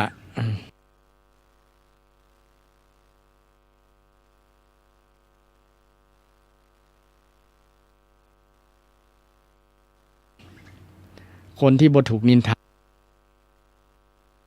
ยังแฟนนั้นเป็นผลบวกเนาะเล่าขวัญไปเล่าไปลือแต่ถึงกับนินทานี่มันเป็นภาพลบนะนินทาเอาสิ่งที่บ่ดีของคนคนนั้นไปเล่านะเพื่อที่จะมีความประสงค์อยากจะใส่ร้ายป้ายสีอย่างประมาณก็แล้วแต่มันก็จะทำให้เกิดผลเกิดพรรคเกิดพวกเกิดความชิงชังกันเกิด หลายๆอย่างตัวมานะเพราะพฤติกรรมการกระทำที่เขาว่าพฤติกรรมจากกรรมอูกรรมจากรรมอูกรรมจาคนมันก็มีหลากหลายนะกรรมอูกรรมจาคนบางคนก็อูดีบางคนก็อูบ่ดีก็เป็นผลกับคนนั้นเองแต่คำอูที่เป็นวจีทุจริตเนี่ยพระพุทธเจ้าบอกว่าเป็นพฤติกรรมที่นำมาซึ่งโทษบ่นำมาซึ่งประโยชน์โทษต่อคนอู้เองแล้วก็เป็นโทษต่อคนอื่นตัวการ มีคดีขึ้นลงขึ้นศาลเสี่ยงเงินเสี่ยงทองอย่างต่างๆโดยมาก็ส่วนนักก็มาจากนี่แหละกรรมอู้กรรมจาไปปรามาสไปดูหมิ่นไปใส่ร้ายป้ายสีปั้นน้ำเป็นตัวอย่างมูนี่การปั้นน้ำเป็นตัวก็คือมุสาแล้วใส่ร้ายป้ายสีก็คือหมู่ส่อเสียดหมู่หยาบคายพูดจาหยาบคายด่าว่าด่าท้อหมู่นี่มันก็มีกฎหมายที่ลงโทษคนที่อู้อยู่บ่จะมีความผิดในทางธรรมะอย่างเดียวแต่ทางกฎหมายก็มีในด้านศาสนาก็มีอยู่นะอย่างศาสนาบางศาสนาเนี่ยนะเช่นศาสนาอิสลามเพิ่นก็ห้ามปรามาสห้ามไปดูหมิ่นดูแคลนคนอื่นศาสนาอื่นเนี่ยก็เข้าท่าดีอาตมามองว่านะแต่มันตรงกับคำสอนพุทธศาสนาว่าอนุปวาโท คือไม่ว่าไม่กล่าวร้ายใครนะบอกว่าร้ายขึ้นไผนะสอนภิกษุ 1,250 รูปบอกศรัทธาบริษัท4ทั้งหลายสอนคือประพฤติการกระทำที่พฤติกรรมการกระทำที่ห้องว่าพฤติกรรมจากกรรมอูกรรมจ่านะกรรมอูกรรมจ่าคือบอกว่าร้ายบอกว่าร้ายไผบอกใส่ร้ายไผนะการพูดจาที่ใส่ร้ายเนี่ยมันเป็นโทษนะบอกจะเป็นโทษกับคนอื่นบ่ได้เพราะยังเป็นโทษตัวเก่าด้วยมันหาความสุขบ่ได้ มันบ่มีความสุขนะถามว่าทำอู้ไปแล้วเนี่ยมันเกิดความทุกข์แหละคุณอู้ไปเพื่ออะไรนะพระเจ้าสอนว่าถ้าอยากมีความสุขนะแค่เป็นฆราวาสญาติโยมเนี่ยนะเว้นจากกรรมอูที่เป็นโทษการกระทำที่เป็นโทษนะการกระทำที่เป็นโทษก็จะมีความสุขได้บ่ต้องไปซื้อหาความสุขที่ไหนนะเช่นเวลาเฮาปะไผเฮากระใจวจีสุจริตเนี่ยนึกถึงสุจริต3นะวจีสุจริต4นะไม่ใช่สุจริต3วจีสุจริต4นะ1ให้มุสาคือบ่หลอกลวงกรรมอูที่บ่หลอกลวงบ่จุไผ2กรรมอูที่บ่สอดเสียดบ่เสี่ยมคือคนทะเลาะเสี่ยมคือคนทะเลาะกันเป็น2ฝัก2ฝ่าย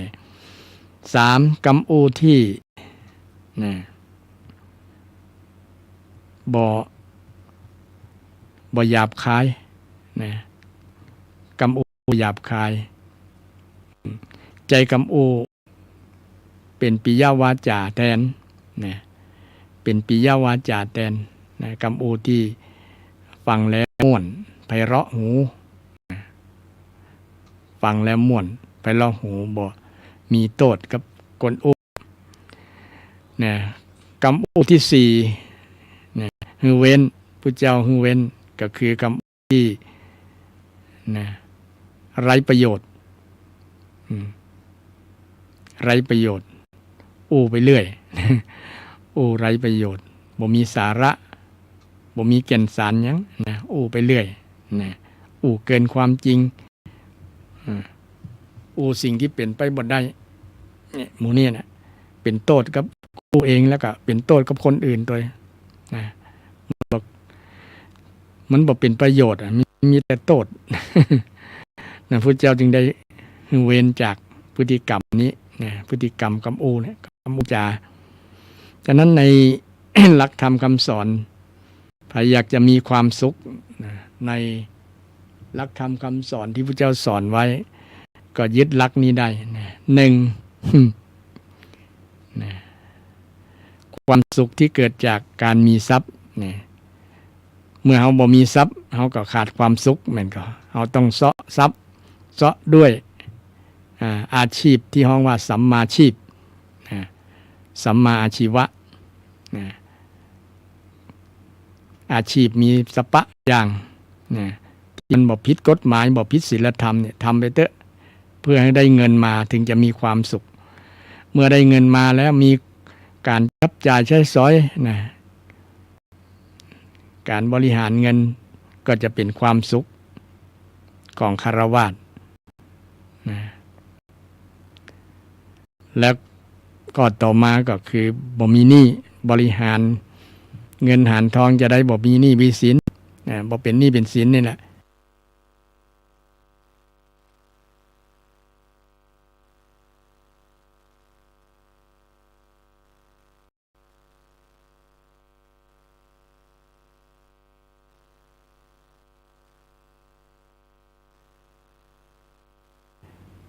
คือความสุขของฆราวาสอันนี้เป็นกรรมอูตั้งแต่ 2,000 กว่าปีแสดงว่ามันใจได้ตลอดเลยกับหลักศาสนาหลักคำสอนที่พระเจ้าได้สอนไว้นะคนที่เป็นศีลเดี๋ยวนี้หลายประเทศที่เกือบจะล้มละลายนะเกือบจะเป็นประเทศล้มละลายอย่างเปิ้น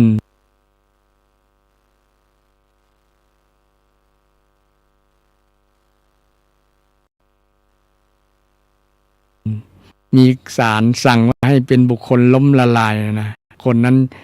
เป็นหนี้เป็นสินท่วมตัวนะศาลเลยสั่งเป็นบุคคลล้มละลายตามกฎหมายนี่ฉะนั้นเฮาอยากเป็นบุคคล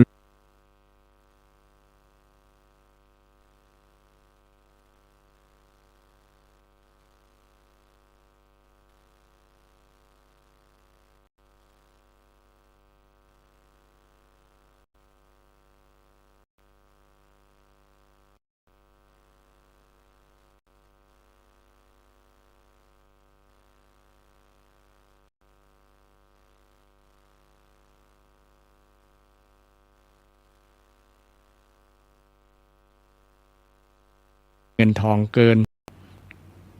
นรายรับที่ได้มาไปจ่ายเกินนะจ่ายเกินแล้วก็เป็นตุกนะหน้านิ้วคิ้วขมวด บอกบุญไม่รับเนี่ยเป็นมานะคนที่มีหนี้มีสินนักเป็นหนี้เป็นสินบอกกล้าสู้หน้าเจ้าหนี้อะเนาะ หันเจ้าหนี้เมื่อได้จะลบมันนั่นนะเดี๋ยวจะฮื้อเดี๋ยวจะฮื้อ เดี๋ยวจะฮื้อดักจิกกื้อปากเพราะว่าเป็นหนี้เป็นสินนักแกเป็นหนี้เป็นสินนี่แล้วก็ความสุขเกิดจากการกระทำที่ไม่มีโทษการกระทำที่ไม่มีโทษก็คือการกระทำตามหลักกรรมบท10ประการนั่นแหละศรัทธาที่กี้ได้พูดเรื่องกรรมบทได้7ประการแห่ง3ประการเป็นส่วนของจิตใจนะจิตใจก็เป็นพฤติกรรมอย่างหนึ่งเป็นการกระทำอย่างหนึ่งเป็นว่ามโนกรรมนะมโนกรรมใจก็เป็นการกระทำอย่างหนึ่งนะความคิดนะความคิดนี่เป็นการกระทำอย่างหนึ่งนะและเป็นมันส่งผลต่อการกระทำอย่างอื่นวจีกรรม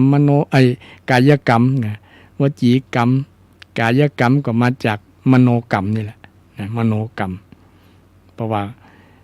คิดแล้วนะการคิดเนี่ยเป็นพฤติกรรมเป็นการกระทำอย่างนะเป็นการกระทำอย่าง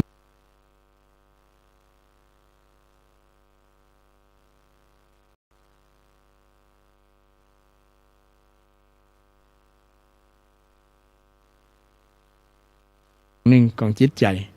เนี่ยคิดจะได้ที่บ่มีโทษเนี่ยคิดจะได้ถึงบ่มีโทษก็คือคิดบ่เบียดเบียนคนน่ะเนาะนะคิดเบียดเบียนคนบ่พยาบาทอาฆาตคนบ่โกรธคนเนี่ยนะคิดลักษณะนี้จะเป็นบ่มีโทษมีแต่ประโยชน์กับเฮาแต่เมื่อใดคิดจังคนนั้นคิดโกรธคนนี้คิดอิจฉาคนนั้น นะคิดต่างๆนานาที่มันเป็นผลลบผลเสียต่อตัวเก่านะมันเป็นโทษนะเป็นโทษบ่มีประโยชน์เลยเป็นโทษกับคนอื่นด้วยนะการคิดนะแบบโทสะโมหะนะโลภะโทสะโมหะคิดโลภเนี่ยการคิดโลภนี้ก็เป็นโทษต่อตัวเก่าแล้วก็เป็นโทษกับคน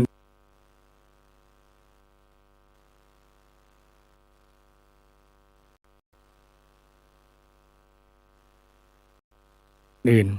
โลภอยากได้แล้วก็ไปแสดงพฤติกรรมในการกระทำไปมีมิจฉาชีพนะไปพฤติกรรมแบบมิจฉาชีพแบบ18มงกุฎอย่างประมาณนั้นนะมาจากโลภะถ้าบ่มีโลภะบ่มีความโลภนะทำความสุขมีความสุขแต่คนส่วนหนึ่งเนี่ยคนส่วนหนึ่งก็แล้วกันเนาะ พอเกิดความอยากนะอยากจะมีเหมือนเปิ้ลนะซึ่งผมพูดกำลังตัวเก่าว่ามีความสามารถมีความรู้นะมีทุนนะมีทุนนักเหมือนเปิ้ลก็นะมีความสามารถมีความรู้ นะมีความพร้อมมีปัจจัยพร้อมเหมือนเปิ้ลก่อนเนี่ยเอาไปเปรียบเทียบนะถึงจะปรับตัวเก่าได้นะปรับตัวเก่าถ้าพฤติกรรมเกิดความอยากแล้วก็นำไปสู่มิจฉาชีพนะอยากจะได้มาด้วยการผิดกฎหมายผิดศีลธรรมนะผิด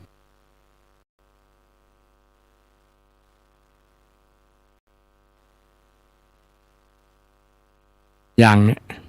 บ่เบียดเบียนไผก็จะเป็นเหตุทำให้เรามีความสุขได้ถึงวันนี้ลองถามตัวเก่าว่าเรามีความสุขก่อเรามีปัญหายังก่อนะก็สืบ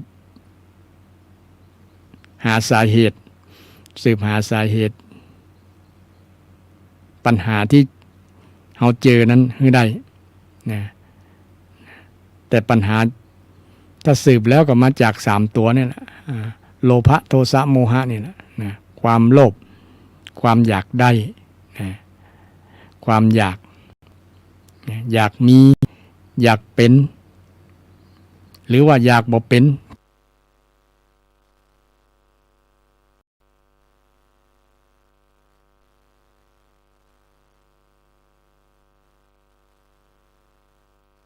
ทำให้เกิดโทษนะทำให้เกิดโทษ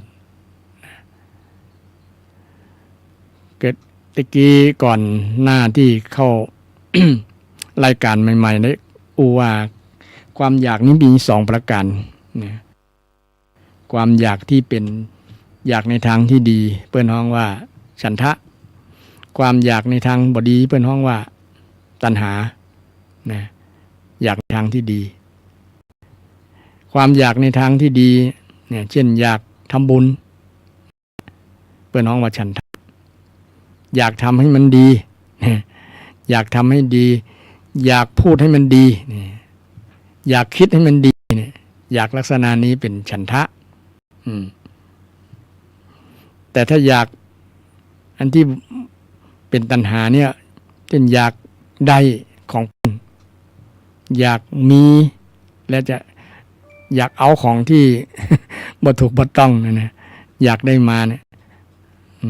เป็นลักษณะที่เป็นห้องว่าเป็นกิเลสเป็นตัณหานะแต่คนที่อยากมีแล้วอยากได้แล้วไปประกอบสัมมาชีพเนี่ยบ่ถือว่าเป็นความอยากที่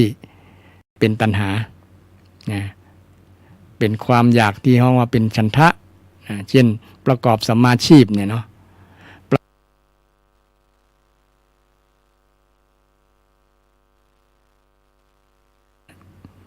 ถึงเปิ้นรวยก็บ่ถือว่าเป็นความโลภนะเพราะว่าเปิ้นประกอบสัมมาชีพก็มีหลายๆคนหรอกนะเปิ้นใช้ความเพียรใช้ธรรมะนะใช้อิทธิบาท4ฉันทะวิริยะจิตตะวิมังสานะฉันทะคือความชอบใจนะเปิงอกเปิงใจหุมนะรักงานภาษานะรักที่จะทำนะรักที่จะทำอยากที่จะทำในสิ่งที่มันถูกต้องนะอาชีพที่ถูกต้องนะลักษณะนี้ความอยากลักษณะนี้บ่เป็นกิเลสบ่เป็นความอยากที่ห้องว่าตัณหาแต่ว่าเป็นความอยากที่เรียกว่าฉันทะนะอยากทำให้มันดีนะอยากทำให้มันงามนะแต่ความอยากตัณหานี่อยากที่จะเอานะอยากที่จะได้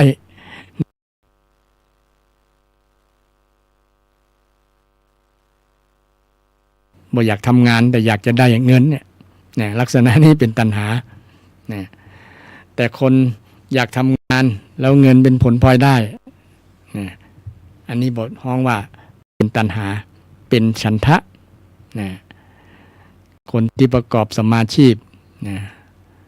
บอกว่าจะเป็นอาชีพอย่างก็ตามแม่ค้าแม่ขายเป็นอาชีพที่มันบ่ผิดกฎหมาย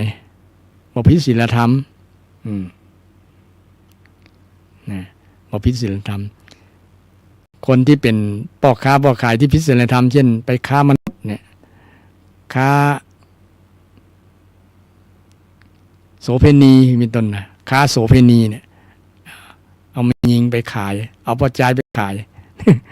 เป็นลักษณะที่ทำให้เกิดโทษเกิดภัยแต่อาชีพหลายๆอย่างเป็นพันอย่างเป็นหมื่นอย่างนะประกอบไปด้วยถ้ามันบ่ผิดกฎหมายบ่ผิดศีลธรรมนะเป็นความอยากที่ดำเนินตามมรรคมีองค์8ท่านผู้ฟังเป็นสัมมาอาชีวะนะไม่เป็นอธินาทานอธินาทานคือเอาสิ่งที่เจ้าของ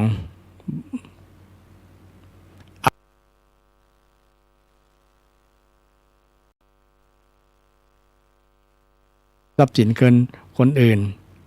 มาเป็นของตัวเราเนี่ยลักษณะนี้เป็นมิจฉาอาชีวะมิจฉาชีพนั่นแหละนะมิจฉาแปลว่าผิดนะอาชีพที่ผิดนะมีอาชีพที่มันก็เป็นโทษนะเป็นโทษเป็นความเสียหายเป็นปัญหาต่อคนในสังคมต่อคนในประเทศชาตินะมันหาความสุขสงบสุขบ่ได้เพราะคนนั้นดำเนินตามบ่ดำเนินตามมรรคมีองค์8นะบ่ดำเนินตามมรรคมีองค์8ความอยากที่เป็นฉันทะเนี่ยเป็นความอยากที่ดีเป็นว่ากุศลฉันทะเนาะนอกนั้นเป็นอกุศลกุศโลกุศลฉันทะเป็นความอยากที่ดีนะแต่ความอยากบ่ดีเนี่ยเป็นอกุศลนะทำเกิดโทษเกิดทุกข์เกิดอย่างสะป้าอย่างนะที่มันเป็นผลเสียบ่มีประโยชน์มีแต่โทษฉะนั้นในหลักธรรมคำสอนพุทธเจ้าเนี่ยคำสอนหลักธรรมต่างๆนี้สามารถโยงถึงกันได้หมดโยงกันได้หมดโดยเฉพาะเรื่องหลักอริยสัจสี่นะมรรคมีองค์8เนี่ยนะเป็นหนทางในการดำเนินชีวิตของคนเราเป็นวิถีทางในการดำเนินชีวิตซึ่งมีเป้าหมายคือนิโรธหรือว่านิพพานเรื่องนิพพานเนี่ย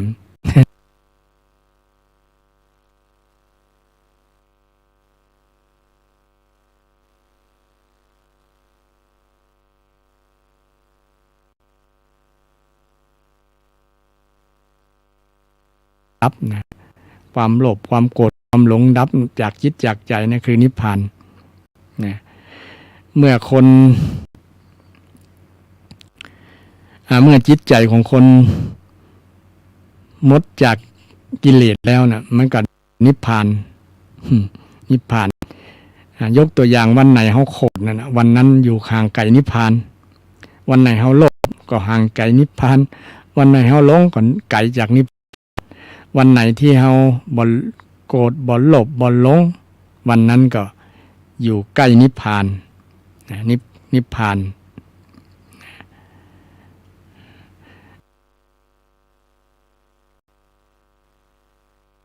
ร้อยลัดก็คือโลภโกรธหลงนี่แหละมาร้อยมาหัดมามัดจิตมัดใจเฮาเนี่ยมัดจิตมัดใจเฮาคือหลงไหลข้างใครตกอยู่ในอำนาจของกิเลสโลภโกรธหลงเนี่ยโลภโกรธหลงนี่มันเป็นศัตรูตัวร้ายกาจนะศัตรูตัวร้ายกาจนะศัตรูตัวร้ายกาจที่มาทำร้ายชีวิตของเรานะฉะนั้นในฐานะเป็นชาวพุทธก็ควรรู้ว่าเฮาอยู่ใกล้นิพพานหรือยังนะอยู่ใกล้นิพพานบางคนว่าเอานิพพานมาเนี่ยมันทำมามันสูงจริงๆใช้ใน ประยุกต์ใช้ในชีวิตของชาวบ้านของศรัทธานะแต่นิพพานจริงๆแบบนิพพานปรมัตถ์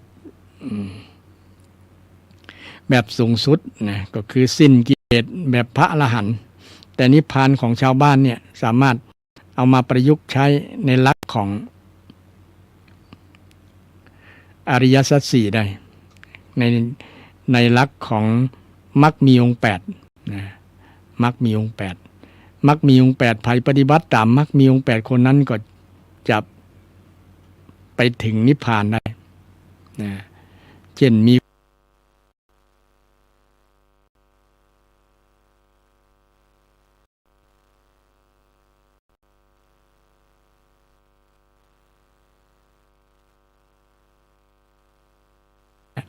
นะแก้ที่เหตุที่มันทำให้เกิดปัญหาพระเจ้าตัดเหตุแห่งกรรมเหล่านั้นนะเขาก็จะสามารถแก้ปัญหานั้นได้ถึงวันนี้ส่วนนักส่วนหลายจะแก้เหตุของปัญหาบ่ถูกนะซ้ำเติมยังไปซ้ำเติมปัญหาอย่างต่างหากนะไปซ้ำเติมไปเพิ่มปัญหานะแก้ปัญหาบ่ถูกก็เลยวนเวียนอยู่นะนะแก้ปัญหาให้มันตรงมันถูกการลักษณะเข้าใจแบบนี้นะเข้าใจปัญหาเข้าใจทุกข์เนี่ยเข้าใจสาเหตุแห่งทุกข์สาเหตุแห่งปัญหาเนี่ยนะและก็เข้าใจว่าสภาพปัญหาหมดไปนะแล้วก็เข้าใจวิธีที่จะแก้ปัญหาที่ห้องว่ามรรคเนี่ยหนทางที่จะแก้ปัญหาเนี่ยเข้าใจลักษณะนี้เข้าใจอริยสัจสี่ภาษาพาพน้องอริยสัจสี่คนนั้นก็จะคือว่าดำเนินตามมรรคมีองค์8นะดำเนินตามมรรคมีองค์8มรรคมีองค์8องค์8มี8ข้อที่จะนำไปแก้ปัญหาของชีวิตมนุษย์ทั้งหลายไม่ว่าจะเป็นภัยก็ตามเอาลักมรรคมีองค์8นี้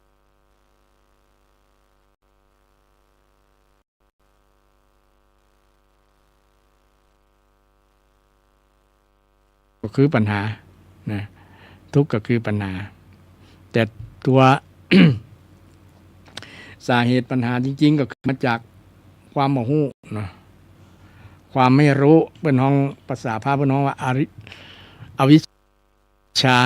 เนี่ยความโมโหนี่แหละเนี่ยมันก็เลยแก้บ่ถูก ถ้ามีความรู้มีวิชามีปัญญาเนาะก็จะแก้ปัญหาได้ถ้าบ่มีปัญญาก็แก้ปัญหาบ่ได้มีปัญญามีวิชาเนี่ยสามารถที่จะแก้ปัญหาแต่ส่วนนักนะส่วนหลายก็มีวิชามาปิดกั้นนะวิชาคือความบ่ฮู้นี่แหละ ความบ่ฮู้ทำให้เกิดปัญหาถ้าฮู้จะบ่เกิดถ้าฮู้จะบ่เกิดปัญหาถ้ามีปัญญาจะบ่เกิดปัญหาฉะนั้นต้องมีปัญญา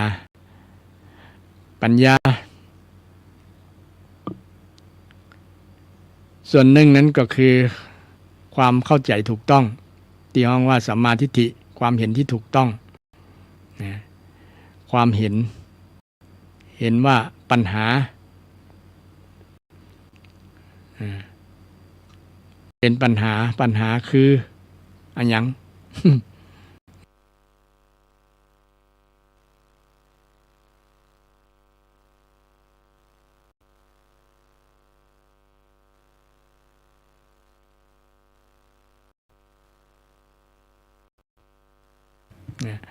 สมุทัยทำให้เกิดปัญหาตัวตนตัวที่ทำให้เกิดปัญหาคือสมุทัยนิโรธคือปัญหาดับหรือว่าทุกข์ทุกข์ดับนิโรธหรือว่านิพพานอันเดียวกันเป็นใช้แทนเรียกห้องแทนกันระหว่างนิโรธกับนิพพาน นิพพาน นิพพานเป็นเป้าหมายของคนที่เป็นชาวพุทธนะดังนั้นเราควรภาคภูมิใจว่าเรามีคำสอนที่พระเจ้าสอนในมรรคมีองค์8เนี่ยมันสามารถแก้ปัญหาได้หมดนะ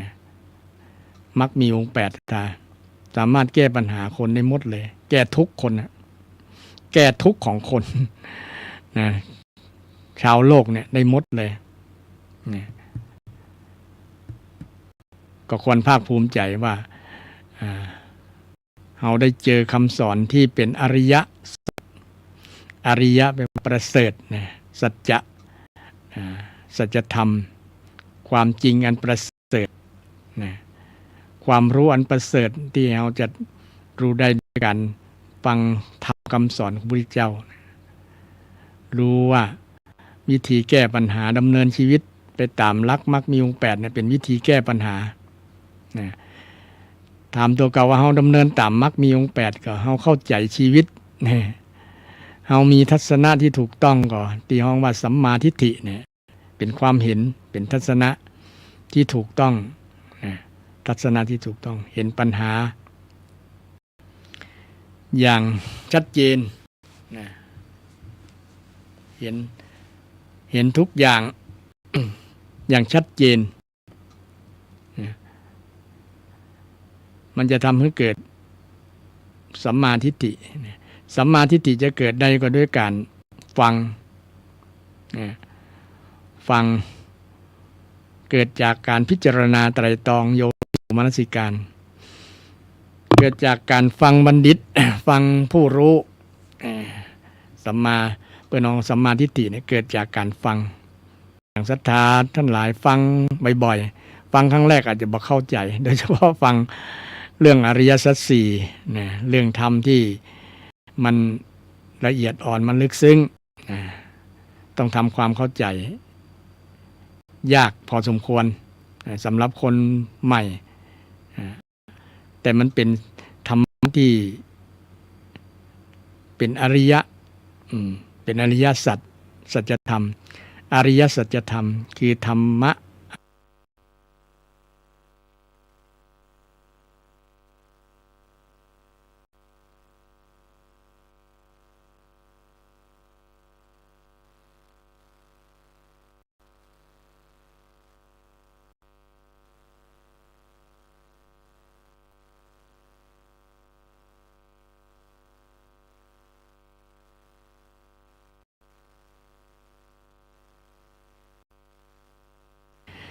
ร่างกายของเราทุก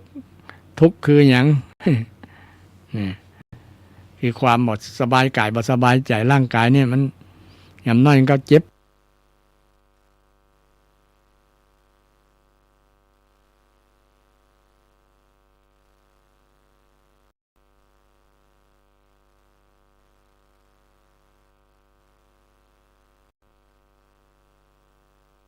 ก็ปวดมันก็ถ้านั่งเมินไปกับปวดนอนนั่งนอนแต่กับปวดนะลุกก็โอยนั่งก็โอยเนี่ยมันเป็นทุกข์ ร่างกายความจริงมันเป็นจ้านนะความจริงแท้นะความจริงแท้เป็นจ้านนะนั่งก็โอยลุกก็โอยเดี๋ยวเป็นนั่นเป็นนี่โลกนั้นโลกนี้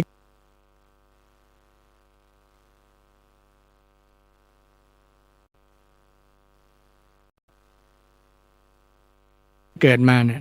เกิดกับร่างกายเนี่ยนะมันทนต่อสภาพเดิมมาได้มันทนต่อสภาพเดิมมาได้เป็นห้องมาทุกข์นะทนต่อสภาพหนุ่มสภาพละอ่อนทนต่อความสวยงามทนต่อความหล่อ ทนต่อความแรงทนต่อดำ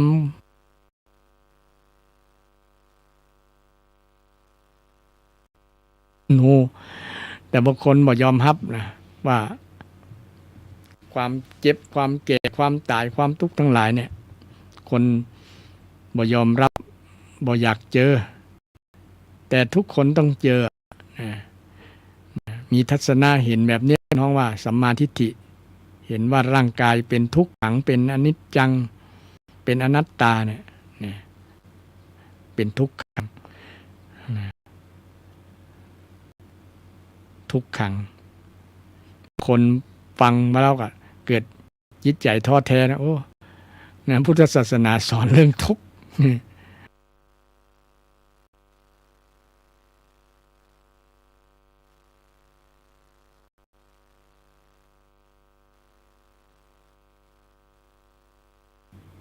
รถยนต์เนี่ยก็มันก็เก่าก็แก่พังทลายไปตามลักษณะนิจจังทุกขังอนัตตาเช่นเดียวกันเนี่ย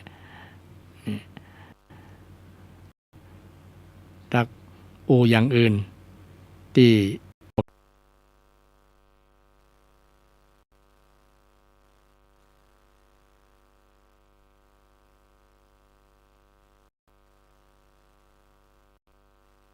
ทุกข์แล้วในตัวเฮาในร่างกายอันจริงตัวเฮากับบ่มีหรอกนะ แต่สมมุตินะเป็นสมมุติสัจจะสัจจะมีสองอย่างจริงโดยสมมุติและจริงโดยปรมัตถ์นะจริงโดยสมมุติสมมุติคือตั้งสมมุติกันขึ้นมาตั้งกันขึ้นมาตั้งชื่อนะตั้งชื่อว่านายนั้นนายนี้คนนั้นคนนี้ชื่อนั้นชื่อนี้ตั้งเป็นชื่อมันยัดขึ้นมาถามว่ามันจริงกับจริงแต่โดยสมมุติกันนะเช่นสมมุติว่าเฮาเนี่ยนะเป็นการสมมุติแต่จริงๆแล้วมีโดยสมมุตินะมีโดยสมมุติโดยชื่อมีโดยชื่อเรียกชื่อกัน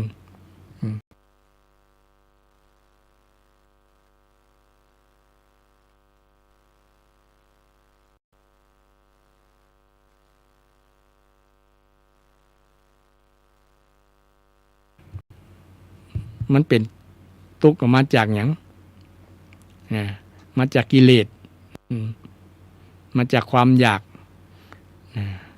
ความอยากมาจากหยังความโมโหเนี่ยรวมแล้วมาจาก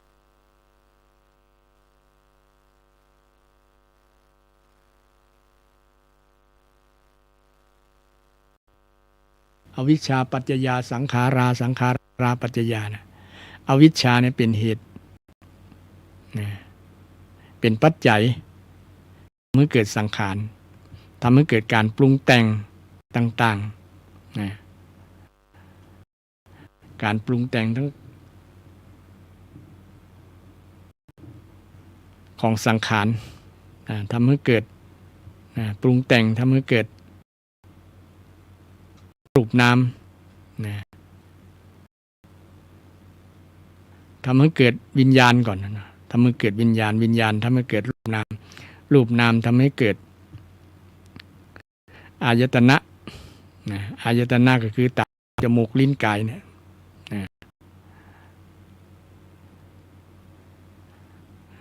ตาหูจมูกอายตนะทำให้เกิดเป็นปัจจัยทำให้เกิด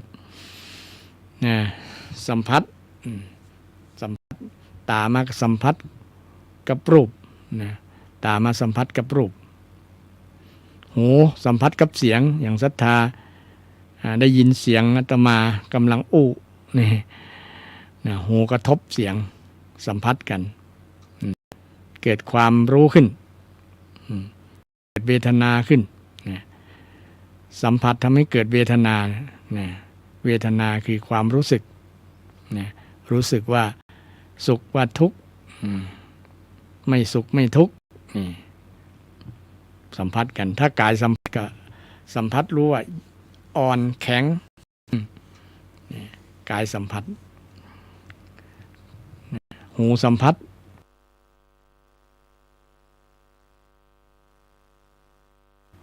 ก็สัมผัสเสียงเพราะเสียงร้องเพลงเสียงนกเสียงหนูเสียงรถยนต์เสียงฟ้าร้องนี่เป็นต้นนะสัมผัสเสียงมันมาสัมผัสหูนี่มันเป็นธรรมชาติที่โยงใยถึงกันโยงใยถึงกันวันหน้าวันตาค่อยมาอู้ต่อวันนี้เวลาหมดเวลาได้อธิบายเกี่ยวกับเรื่องความสุขเกิดจากการ มีทรัพย์ความสุขเกิดจากการใช้ทรัพย์ความสุขเกิดจากการบ่มีหนี้ความสุข